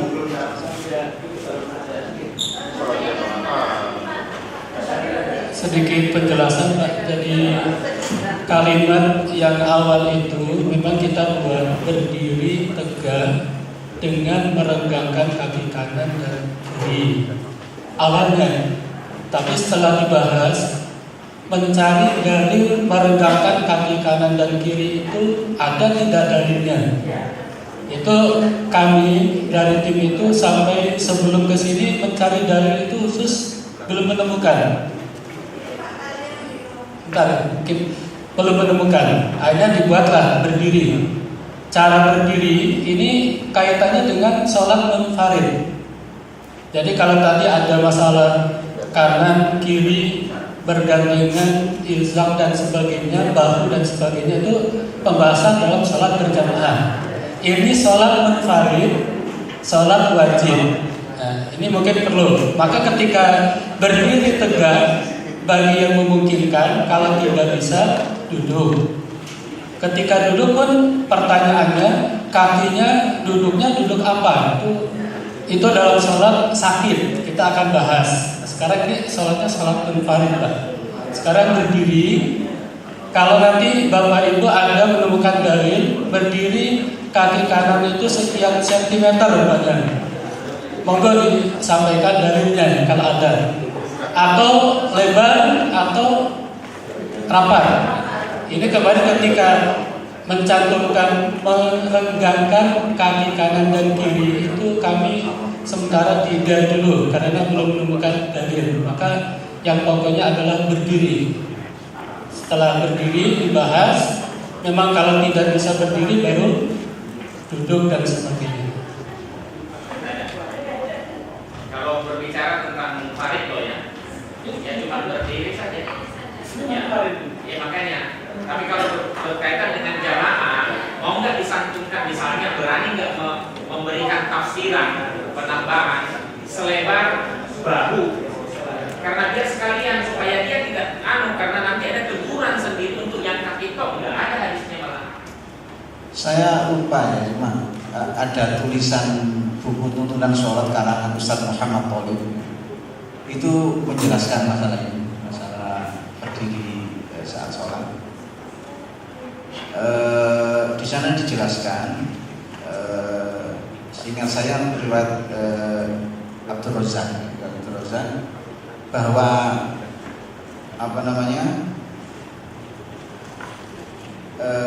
renggangnya kaki Rasulullah itu sedang-sedang saja. Bunyinya gitu. Mana sedang-sedang saja itu kan ya tentu tidak sempit juga tidak, menurut saya bahasa Jawanya mengkangkang gitu, mengkangkang.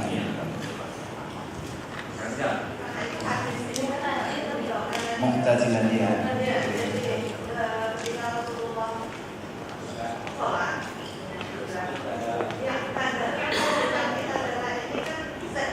Iya, sedang-sedang aja. Jadi tidak ekstrim. Ya. Kalau kita kan kaitannya dengan tegak itu.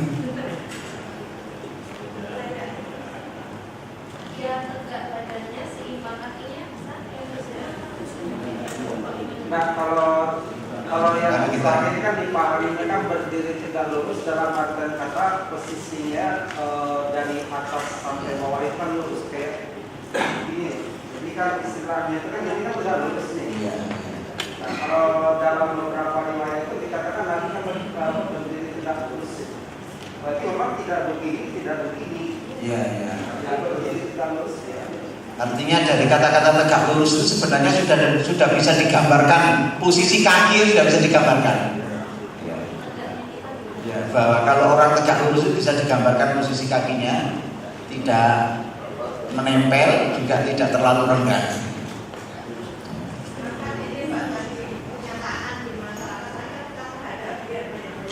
Iya.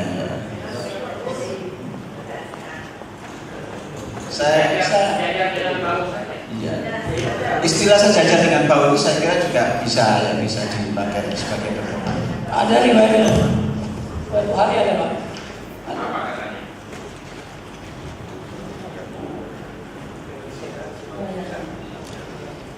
Ini dari Anas.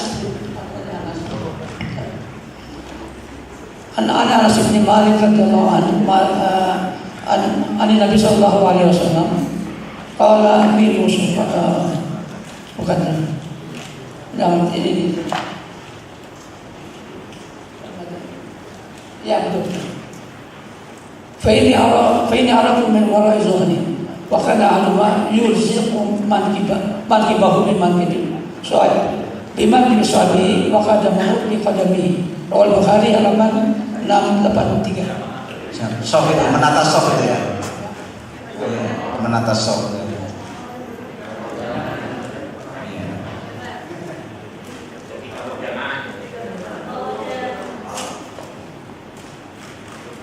Ya itu yulsiku itu kan menempelkan. Iya. Nah, artinya begini, kita mengambil dari perspektif lain. Ketika Nabi mengatakan luruskan rapatkan sok, bahu dengan bahu itu menempel, itu sudah bisa kita ketahui bahwa lebar kaki tidak boleh melebihi bahu. Itu harusnya dibawa ke sana. Kalau informasi langsung berapa ininya, tidak akan insya Allah saya belum tahu. Ya bagaimana? Tapi kalau misalnya merapat bahu dengan bahu itu ada hadisnya. Ya. Bagaimana? Saya kira pendapat Pak Syakir Jamaluddin bisa diterima ya.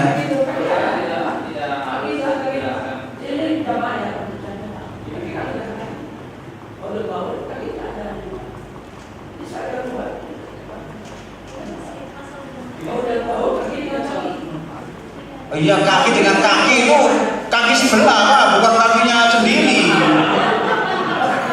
Bukan kakinya sendiri, kaki sebelah.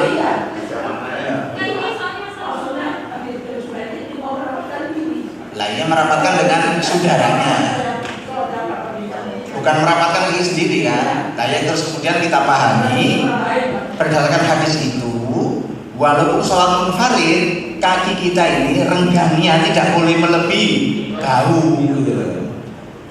Karena bahu kan harus nempel gitu dalam hadis yang antum baca tadi itu.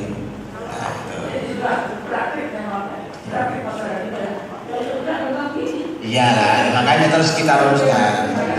Di sana itu gini, ada pengalaman kami ya, satu saat ada daurah yang narasumbernya itu dari Timur Tengah.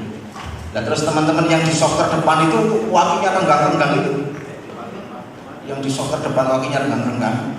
Begitu imamnya mau noleh jamaah, bid'ah. Jadi kaki renggang itu menurut ulama yang dari Arab itu dianggap bid'ah karena ya terlalu renggang, renggangannya terlalu panjang itu. Saya kira berdasarkan tadi itu, toh juga ada dalilnya ya yang disampaikan Pak Syakir yang dibaca oleh Bapak tadi. Ketika ada kata-kata bau dengan bau, maka renggangnya kaki saat berdiri tidak boleh melebihi bau. Ya, baunya orang kan ya beda-beda, ya, itu terserah orang. Jadi sebenarnya ketika posisinya itu berdiri tegak lurus itu memang sangat memungkinkan ketika sholat itu tadi berapanya itu tadi bertemu antara bahu dengan bahu, kaki dengan kaki. Otomatis saja ya. Iya, ya sudah. Cocok. Cuma sekaligus tadi yang terlalu renggang itu juga tidak benar. Artinya cuma kaki saja itu enggak. Karena kenapa? Itu hadisnya itu cuma satu orang yang melakukan itu. Karena ahaduna yang zaku mangki bahu dimangki disol wakodamu cuma satu. Atau waro'aitu rojula itu cuma satu orang. Tapi gini, gini juga. Seandainya orang merenggangkan kakinya saat jamaah, tentu pundaknya tidak ketemu. Tidak mungkin, gimana ketemu? Dan kalau kakinya direnggangkan, apa mungkin ketemu pundaknya? Cuma hadis kaulinya Nabi itu bahu, bukan kaki. Uang yang wasudur sholat wahai bainal mana saya kira yang rumusan tadi saya kira sudah cukup bagus ya.